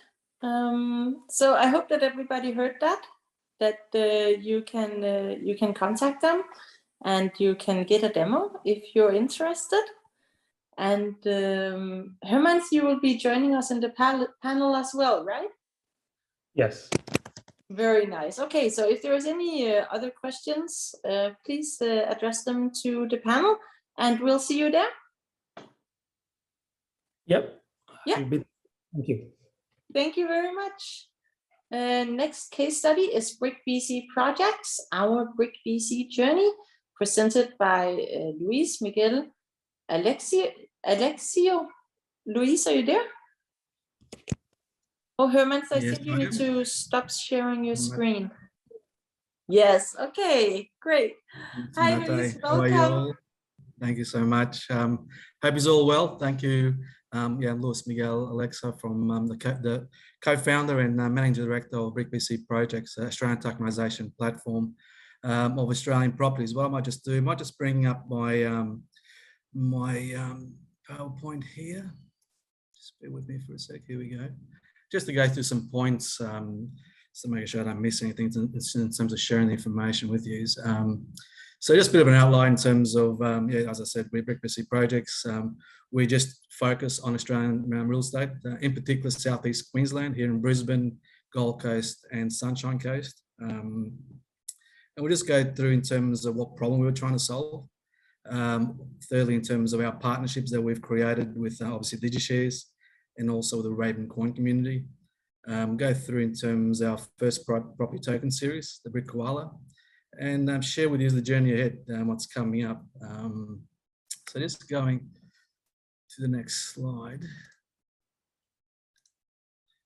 Just a bit about us. So basically my background, I'm actually an accountant by background, so I'm a CPA.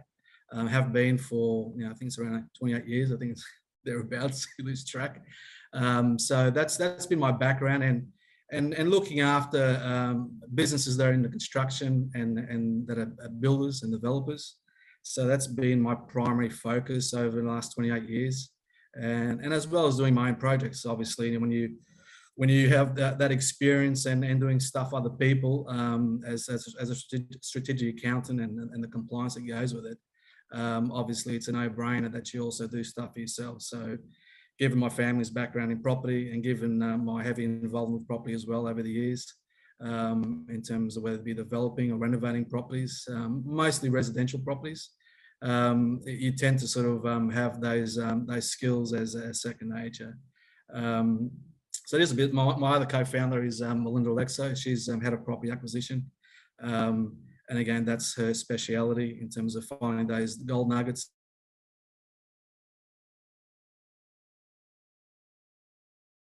Of identifying properties that we bring on board. I'll just go to the next slide.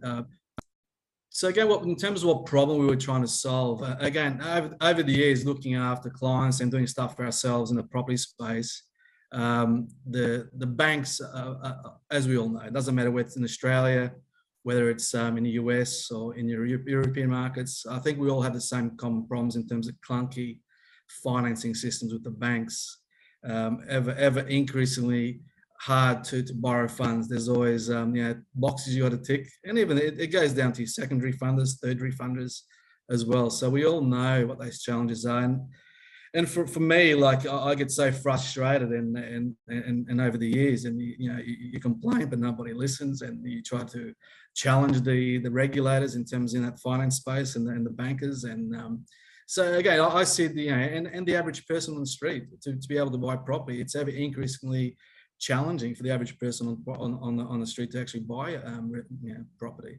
So again, that for over the years, it really frustrated me, and again, it's no point whinging, and probably around almost 2 years ago, we started going deep in terms of how do we solve this problem, and obviously with that being a key drive in terms of, we know it's residential properties is a lumpy asset, property in general is a lumpy asset, it's illiquid. And in terms of access to property, in terms of the average person, as I said, and again, also from around the world, in terms of people who are, in terms of some of the developing continents, developing countries in Africa, in South America, that they've got their challenges in terms of they want to get ahead in life, but again, being able to find access to property is a massive challenge. And I know there's a big wave going, and I know DigiShares is involved heavily with in Africa, in trying to assist the African continent with with tokenization of property and so forth. So again, we saw a real way we can make a difference, not just here for ourselves, but not just here in Australia, but actually be able to assist anybody from around the world. As long as they've got a mobile phone, they can actually access our property tokens. So again, the way we saw it, just keeping it simple, but providing access to anybody from around the world to our properties. Just going on to the next slide. So in terms of our partnerships, we've again, I know my space really well. So in Australia, when it comes to, in terms of, we use a special purpose vehicle for each property token series.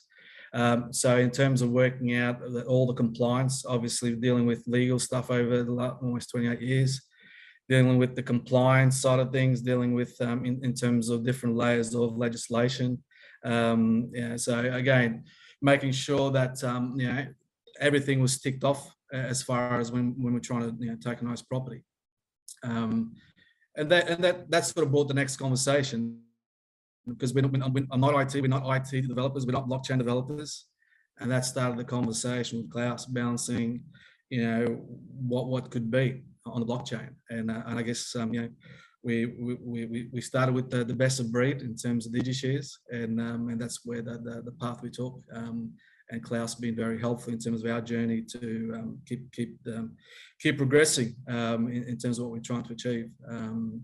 So again, we're so fortunate to have DigiShares and Klaus involved in what we're doing, because without this platform, we would never do this, because again, we're not IT developers.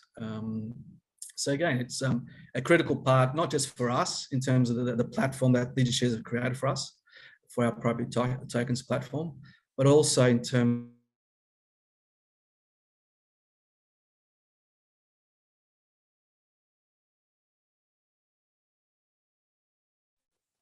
okay, I think the screen is frozen. Is it frozen for everybody else? Sorry, Martha? Yeah, you're freezing. I think for me at least, you keep on freezing up. It seems that you're back. Please continue. Sorry. Okay. And then the second partnership, obviously, it's not a formal partnership. It's obviously we've engaged heavily with the Raven community and the Raven coin community. So as most of you might know, that DigiShares has 3 chains now. So they've got obviously Ethereum chain, the Raven coin chain, and also now the Binance chain. So so again, Raven coin chain, we've engaged with community. Obviously, they do a lot in the NFT space. So we've engaged a very supportive community. And again, the NFTs, which I'll go into a bit further, what we're doing from an NFTs perspective as far as the art's concerned. So again, we're very grateful for our 2 partnerships that we've are involved with in terms of what we're doing. We launched our first property token seals called Brick Koala. So we launched that last month. So that's up and running now. So we've got people buying our tokens. So basic Brick Koala is it's a property based here in Brisbane. So it's around within 5 kilometres of the CBD of Brisbane. It's a luxury, high-end luxury home that's already rented. So so this property, it's like all our properties, they're long-term holding properties. Most of them, the first few will actually be already newly built homes, and then basically once we get a few under our belt, it's going to also new builds too that we'll actually organise the build with the builders we use. But again, there's at the moment with new builds, there's its own set of issues in terms of supply chain and having increasing costs, so it's a bit more risky at this stage, and obviously the uncertainty around the time frame to build. So we'll keep focused what's working well at the moment. Yeah, but the Brick Koala series, yeah, it's 33,000 tokens put up for sale. So it's a $2.6 million cost of property, all up, and each token's $80 US. So people can buy 1 token, they can buy many. So there's no sort of restrictions what they can do there. And basically, our model, or how we actually, which I think makes it a bit unique at what we're doing, is we actually don't pay the rent. And there's a reasons from a legislation perspective, compliance perspective, why we're not paying rent out to token holders. So basically, the net rent gets invested in a crypto portfolio. So basically, each month, the net rent that comes out of the property is actually invested into a crypto portfolio. And so basically, obviously, the property is the core asset. And then we've got the crypto as a sub asset within that property token series. And then we've also got a set of NFTs that's we also actually we've got 7 pieces of NFT art pieces that's going to be also displayed in the property and also displayed in a metaverse room, so people can actually observe those beautiful art pieces. So again, the art pieces we're buying all from the Raven coin chain, NFT artists on the Raven coin chain. But basically, yeah. So basically, as over time, in terms of this property, we see it to next 10 years. So Brisbane is actually the 2032 Olympic city. So obviously there's a lot of upside, but there was already a lot of upside in terms of what's happening here in Australia and Southeast Queensland in particular. So Brisbane, Gold Coast, given in terms of some of the things that have been happening with COVID, so we're in a pretty good position. And given some of the people coming from down south, from the Melbourne and Sydney, coming up to Southeast Queensland. So we're in a pretty good space. And then the Olympics was actually added to, which was actually like a cherry on the cake. So so this particular Brick Koala, we see this value over the next 10 years to be around just over $9 million in value. Then obviously plus the crypto portfolio, plus the NFTs. So we see that this to be a value around 13.5 mil all up. Not putting value in NFTs, we don't know what that looks like, but just purely the crypto portfolio and the actual property where we see that going. But yeah, so that's just to give you as an example of our first our token series. So basically, we pay respect to each property token series. So we put up one, we sell all the tokens, and then we move on to the next one. Just going on to the next slide now. So we've got a bit of a roadmap in terms of where we're going with the properties. So again, continue to focus on luxury residential properties. Next 12 months will be another 10 additional properties that we got planned.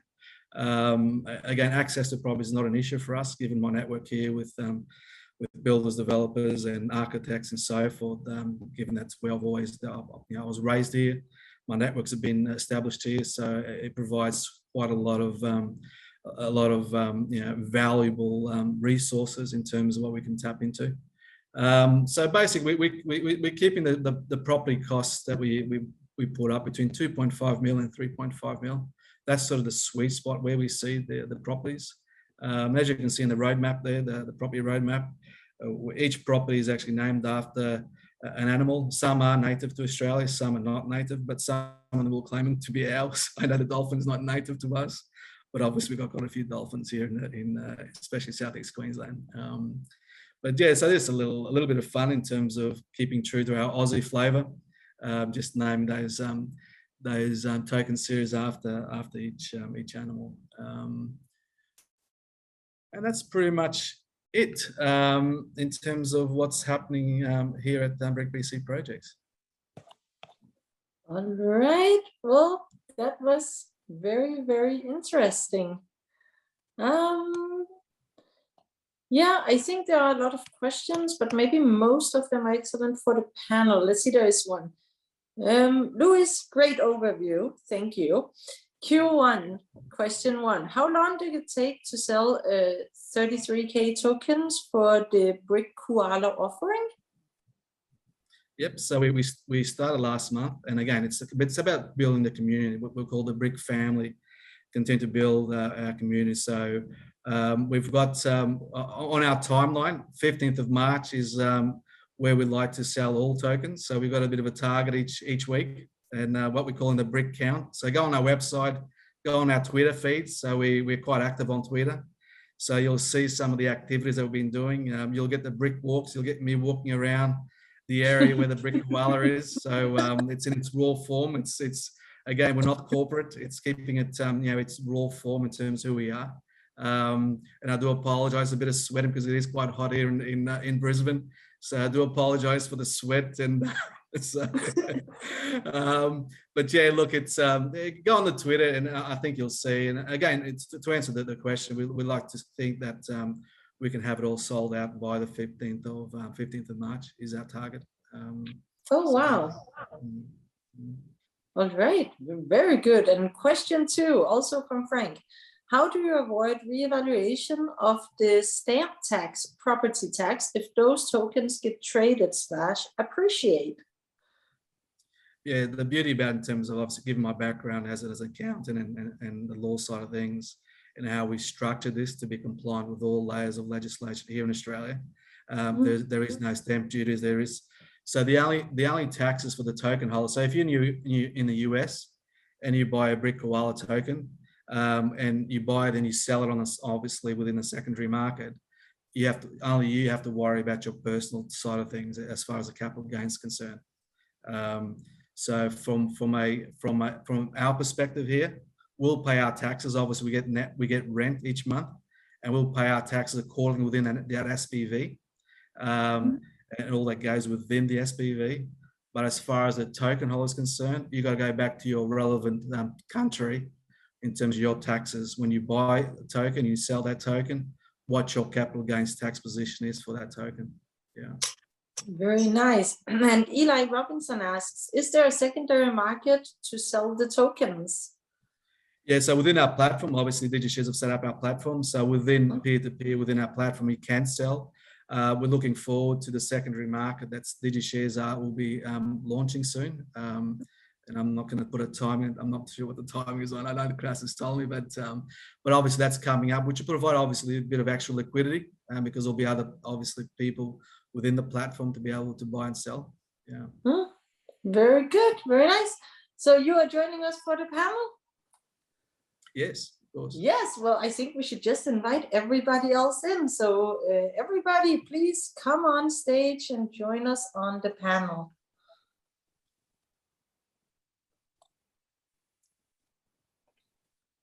All right. People are coming in. Hello, Eli. Hi. And yes, Mohammed, Javi, fantastic. Hello, Martin. Herman? Yes. Okay, so I think we're pretty much all here. So we have a lot of good questions that were submitted also before our event today. And so I think it would be nice if you could speak specifically from your respective jurisdictions. So first question is, what are the biggest regulatory hurdles you are currently facing in bringing real estate tokenization mainstream? And let's start with a USA perspective. So Hervey, please take the stage. Sure, I think maybe even Eli might be better suited for this one, or some other folks on the call. But as I mentioned when I was speaking earlier, when it comes to following securities law, super straightforward to leverage SPVs and other methods to go ahead and tokenize real estate, through an equity structure and even debt and things like that. But when it comes to tokenizing title, there's definitely a lot of issues, given that there's there's the federal, there's the state, there's the county, there's a whole level of issues, the way that title is managed currently that, of course, blockchain is going to completely solve. But the idea of tokenizing the deed and the title is just a little bit more complex currently. And I'll let the other folks from the US tack onto that. Maybe Eli, you can maybe elaborate a little bit. Sure. Yeah, I'll just elaborate a little bit on that. There's a physical process also to the registration of the real estate in the US and globally as well, by the way, most places.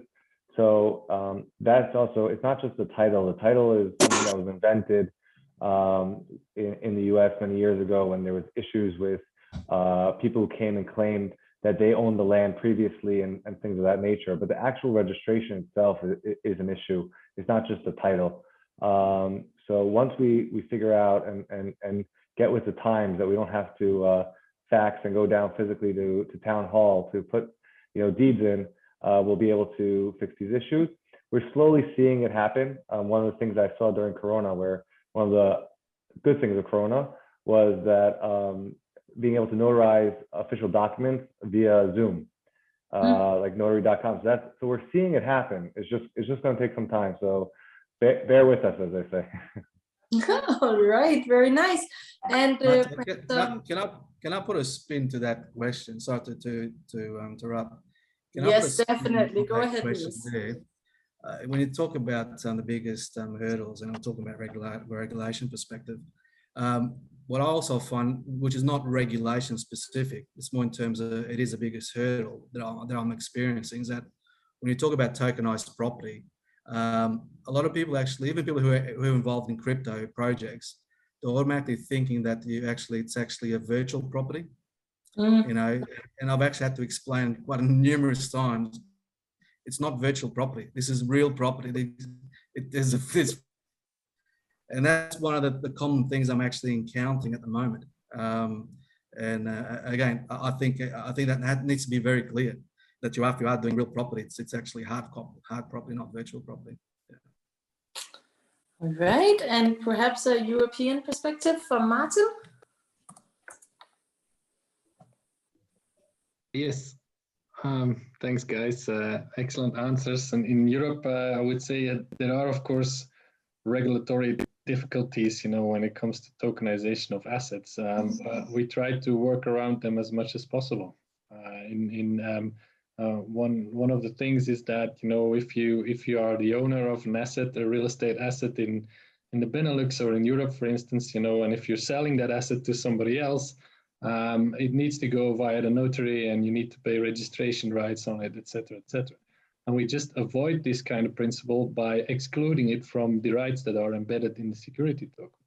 So basically, as a token holder, you won't own any of the real estate, but you're just entitled to certain financial rights to it. And I see Eli and Herwig nodding, so it's a very similar process, I guess, in the US.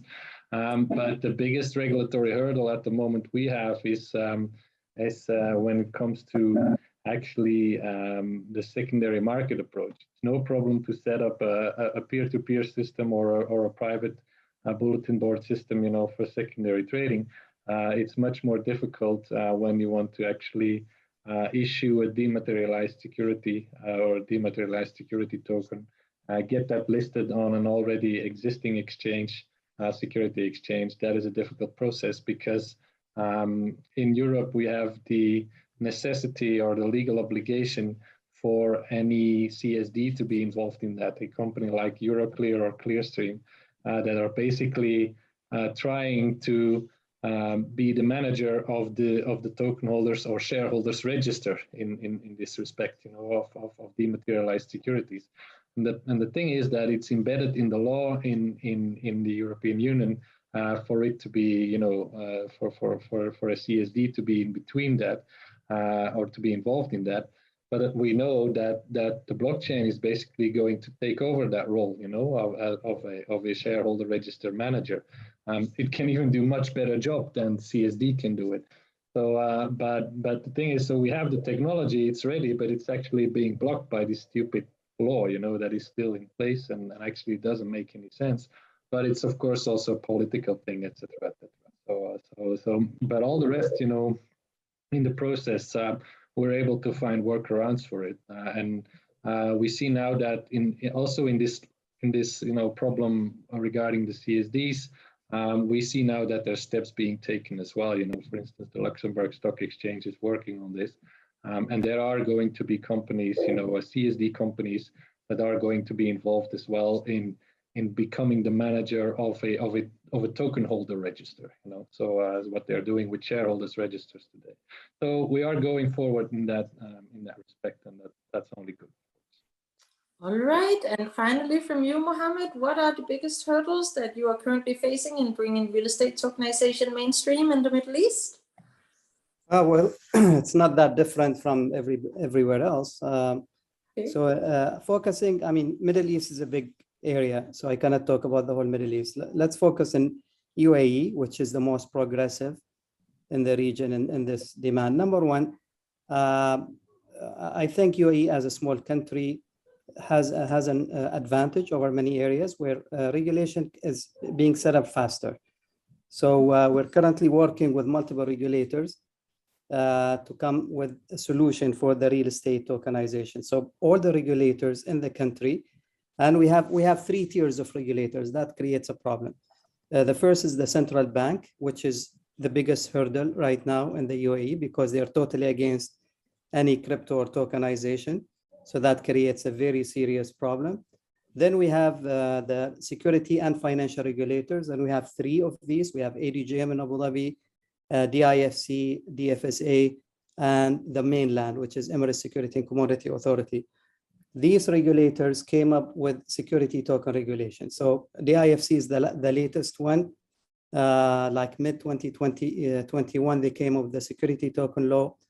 ADGM was the first, and ISCA, or the Security and Commodity Authority, came up with the regulation on November 2020. Now, we have laws, but we do not have what they call it procedures. So it is not very clear how to submit an application to obtain an approval. So right now is a case by case, and because of the lack of clarity on how to implement it, they are getting rejected. So it's quite a tricky situation. Now, as I believe in different jurisdictions, the regulators will always tell us, as long as you're complying with the security law, you can go ahead and some sort of an exempted offering, as long as we're focusing on accredited or qualified investors. The issue here as well, we have different definition of qualified investors. It's not as clear as the accredited investor or qualified in Europe. So that's another problem. Targeting retail is as of now, we're not even considering. I mean, just trying to build up a solution for qualified accredited investor is also is currently a problem.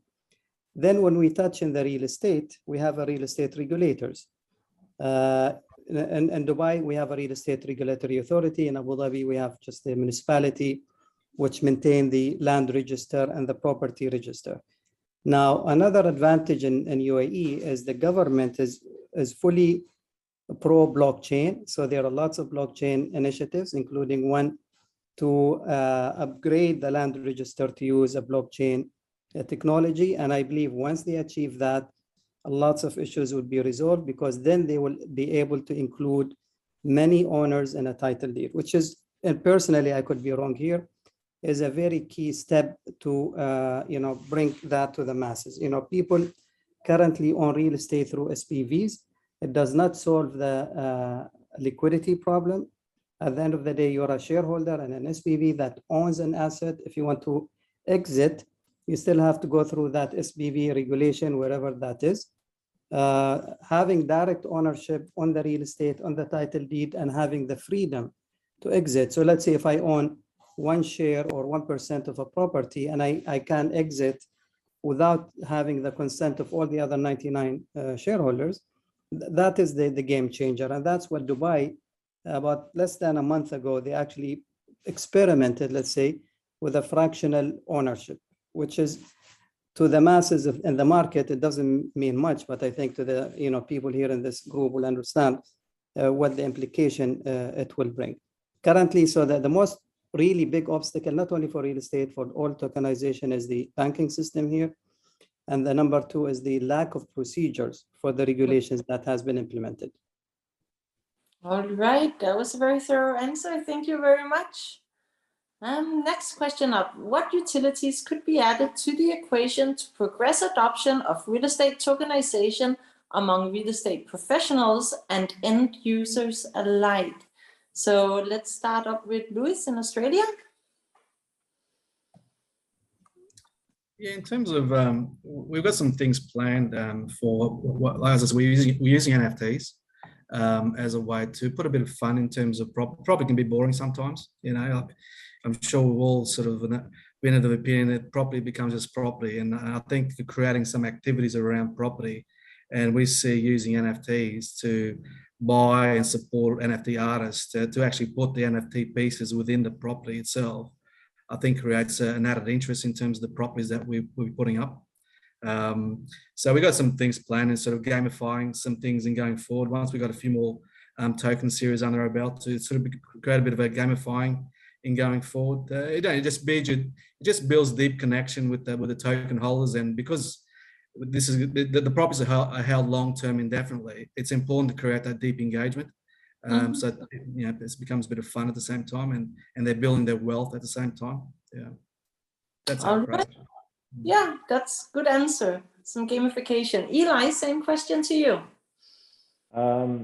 I like Lewis's answer, but I think one of the things also just to add on, which is really interesting, is the idea of community. Anyone who's been in the real estate game for a while knows that the past decade, the word community has come up a lot, and your ability to purchase or create an NFT for your property, get people to be in contact with each other, create some excitement. That's always helpful, especially when you're talking about turnover. Let's say in the US, in the multifamily space, of every 12 months, almost 50% turnover in assets. So there's a lot of people re-renting and coming into your space. So you do want to be something that's unique. And we're seeing that technology. If like even one of my properties, it was pretty crazy. We did a report where we saw that actually fixing like paint issues brought in less money than fixing Wi-Fi issues. So we're seeing that people really, when it comes to tech, are more concerned about where they're living. So if there's something that's given beyond that, it gives that living experience something that's beyond is interesting. That's on the end user side, I would say, on the person in there, and also obviously in the office space. I don't want to take up too much time talking. These guys know a lot more than I do, but it was very interesting. And then, as I previously said, on like from the developer side, the utility of being able to control and to the way money is transferred and the timing. And lastly, which we touched on very little, but Martin hit it on the head before. It's like the blockchain is taking over, and it's obvious that it's the most transparent and best way to do this. It's literally a ledger, and that's what you need when it comes to registration of property or any asset. That's the most important thing, right? I mean, at the end of the day, we're seeing these two worlds collide. It's on one hand, crypto is, it's cryptic, we don't know who's behind it. On the other hand, if I'm buying a property, I want to make sure that my name's on it and no one could take it from me. So we're going to make sure that works. And the blockchain does that for me, very transparently and very easily. So, we're going to get there whether we like it or not. And the last little point I'll touch on is just, which maybe we'll answer later on, is just the uniqueness when it comes to debt and mortgages. I see that as something that's very unique when it comes to NFT, and because that's fixed, especially for fixed rate stuff. I think that's going to be something that we're going to see a lot of utility for in the future. All right, if there anybody has anything to add to that, you can just raise your hand. Yes, Martin? Yes, I read that question as well. I'm not a native English speaker, so to me, the word utilities can be translated in many ways in that question. But I just want to add that we are also working on sometimes not only related in real estate, but also in other sectors on dual token structures and dual token projects, where we actually look for a combination between a tokenized security or a security token and a utility token or NFT. And then the utility token actually represents a perk or an extra feature, you know, that comes with investment in the security token. But what is important there, and I would like to emphasize, this is the situation in Europe, that you cannot directly connect any utility token or an NFT to a security token, because this would trigger in many instances VAT on the investment. So that is a situation that we have to take into account in Europe. I don't know what it is in the other jurisdictions, but I do understand that there's a lot of cool things to do with dual token structures. For instance, we have tokenized an artwork. This artwork has 15 different owners, and this artwork is in custody, is given in custody to a museum. And so everybody that has actually invested in this artwork and owns tokens will actually have access to a loyalty program, and then this loyalty program will be represented by some kind of utility token, and this utility token will give them free access once or twice a year to the museum where the artwork, you know, is being displayed. So this is an example of how to connect an extra feature or a perk to an investment, and I definitely follow Eli as well on that fact, and Louis as well, that it is so important to create a community.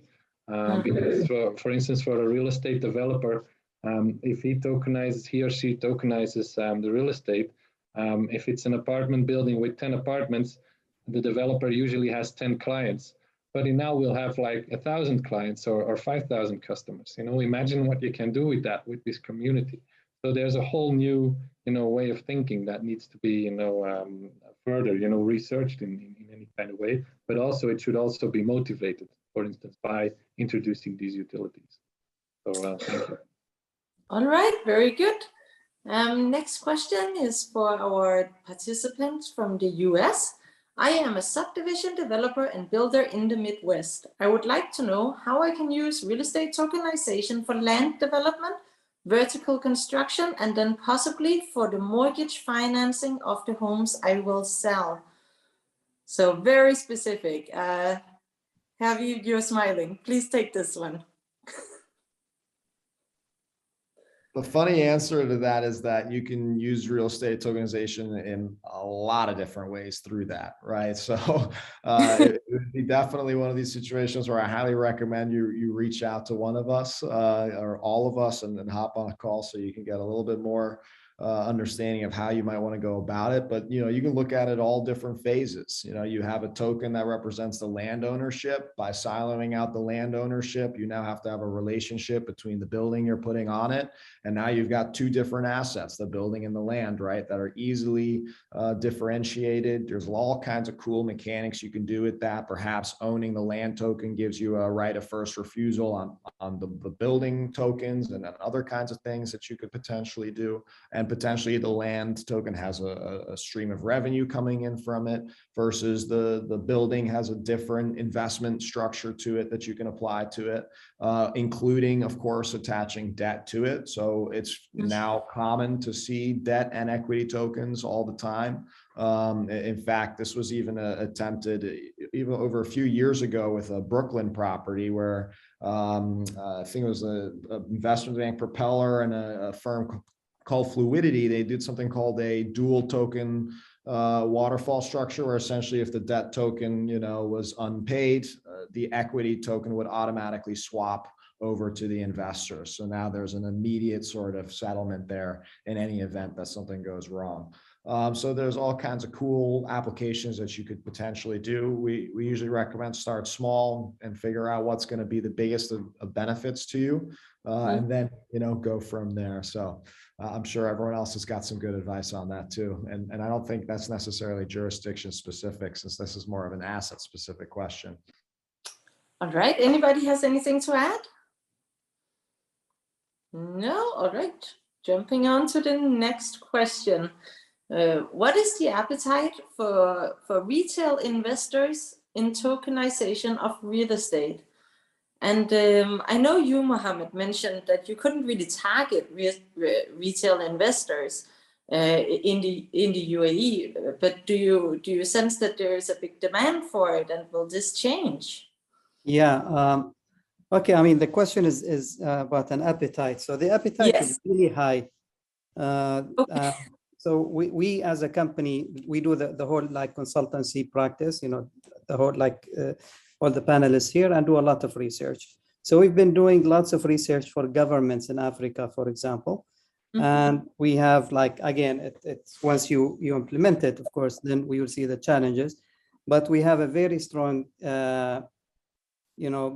ground proof or based on research that lots of real estate development, among other development in many countries, can be utilized using tokenization and giving it to the retail. So you could raise substantial amount of money from the retail market. There were examples in certain countries where it's not tokenized, but fractionalized ownership. And of course, like even crowdfunding, the issue with crowdfunding is the limitation of the number of investors and the amount per investor. In UAE, for example, crowdfunding is only available in the IFC, and it has lots of limitation. So we're not only talking about crowdfunding, but if that is a measurement, there is a very high appetite. A place like Dubai, for example, where it's a global market, many people want to have an ownership in Dubai. It's not cheap. So many people would like to have a stake if it is affordable.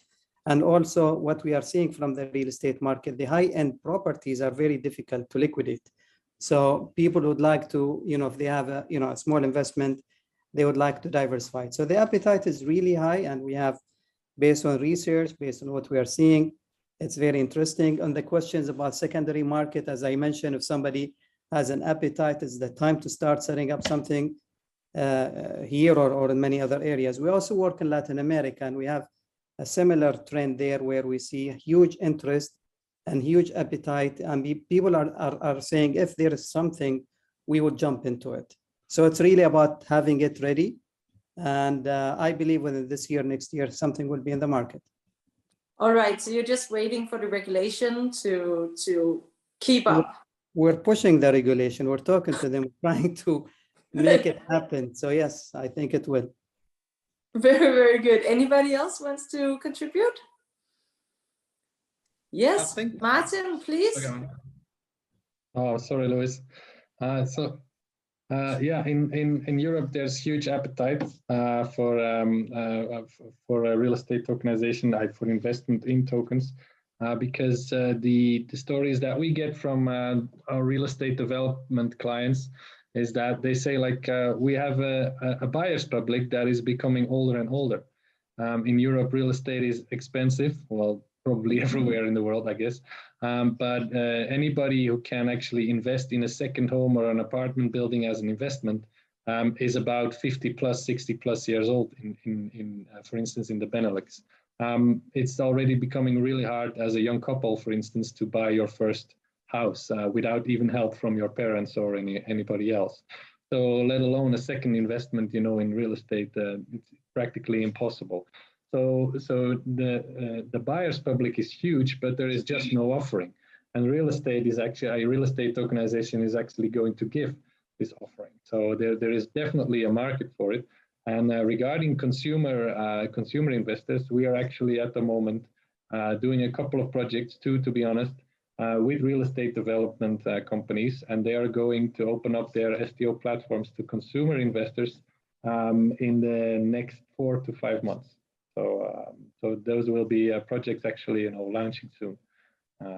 And I hope it will all go well, and that indeed, you know, the thesis of that the market is there will be fulfilled, but we definitely believe it. Very interesting. Luis, you have something to say, I can see it. Yeah, if I can just add to that, yeah, I totally agree with Martin. I mean, the research we've done, and obviously the engagement we've had with both the US market, the European market, the African market, right across the world, there's a demand there. But I think what there's lack of is actually education and awareness. And I think obviously we're all playing our part in making people aware that you can buy a tokenized property. You can have a token in an Australian property, a token in a US property. And again, hat off to you in terms of the role you're playing, and obviously the SDO market, the marketing you guys do with your YouTube channel and so forth. That's providing great content out there in the marketplace. Again, educating what you can do. So hat off to you, mate. And again, we'll try to do our small way in terms of trying to contribute that to that education platform. And again, we're using Twitter mainly at this stage, but we've got the YouTube, but Twitter in terms of trying to engage people that otherwise probably wouldn't see what's happening in the property token space. But yeah, demand's there. I think awareness and education is the key to keep people. And even people in the blockchain who are involved in blockchain and involving in cryptos. I had one the other day, and it was actually one of our token holders who was telling his brother, I've actually got an ownership in an Australian property through a token, a brick koala token. And he goes, what? You got what? Ownership in Australian property? He goes, yeah.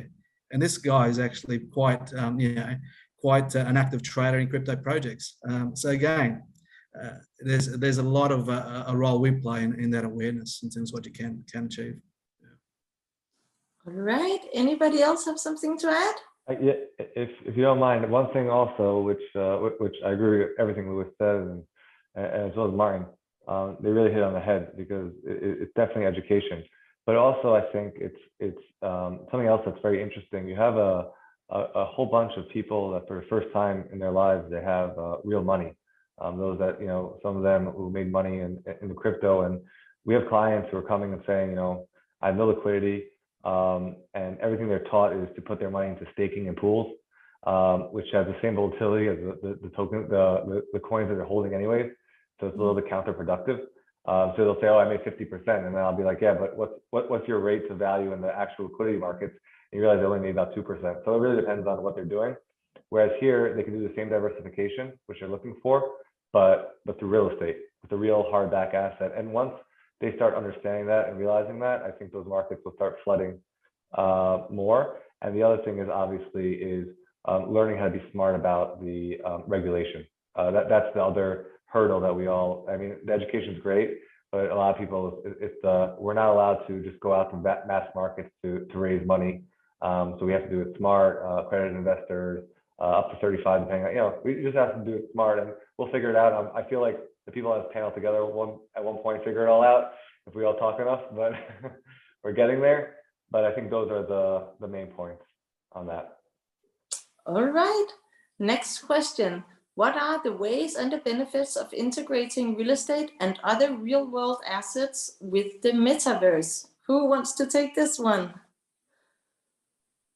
Let me jump on this and tell you what I personally would prefer, like a real estate. See, the issue with the real estate tokenization is, it's lots of financial analysis. And so far, I would love to see more depth into that, other than trying to jump into NFTs and metaverse, although that we are doing it. Just right now is a lot of hype and people just want to do something in the metaverse. So many of the use cases that we are seeing, they really, I personally, and I advise our clients, it doesn't have a sustainable, logic behind it. But people are trying to come up with quick solutions to raise money, because, raising money for, normal real estate is tough, but then tokenized real estate is not that easy. And I think Louis can, share that with us. But so they're thinking metaverse is an easier way to accessing funding. And as Eli mentioned, and about the staking is also similar. People have a perceived value that is not real. So, the calculation measurements are not accurate as of now. And the, fast growth, the inflated prices and the inflated values, they think there is a value in the metaverse. So what the projects we're looking into is, for example, people are saying, due to the issue that fractionalization of asset is difficult, so they create, the cloning of the physical asset in the metaverse, and they fractionalize the digital twin, and that so the owners are in the metaverse, and between the metaverse and the real asset is an NFT that represent a title deed. I mean, I'm not a lawyer, I don't want to jump into that, but to me there are lots of challenges in this journey. So people are tapping into the metaverse because of the assumption of quick money, higher liquidity, and that's not necessarily the case all the time. All right, anybody has anything to add to that? No, that was awesome. If I could add one thing, actually, I'm sorry. It's just that what he touched on, I agree with Mohammed. I think just one thing further is that people, and we're seeing a lot of these large companies, big brands coming to us, because a lot of the R&D is done in Israel, and they're talking to us about metaverse. Metaverse really is a separate conversation. It's different. It's not. I wouldn't look at it as a real estate play. I would look at it as a technology, gaming, technology play, and it's just a different business structure. And I think, and I don't think there's anything wrong with that. I think that's good. It's a different avenue and revenue. I think it's a different conversation, in my opinion. That's just my 2 cents on that. All right. Well, I think with that, we are out of time for today. I want to thank all of our wonderful speakers and panelists here. Those were some great answers. Unfortunately, we only got through about half the questions, but we are getting a lot of questions these days. So the demand, I think, for knowledge is huge. I believe most of you can be found on social media, right? Yes, you are nodding. Okay, so if any of our audience would like to reach out to some of our speakers, perhaps ask some more questions, I would go to social media and start typing. Thank you to our audience here today, and thank you to our tech team backstage. And hopefully I'll see you all again very soon. Thank you for joining.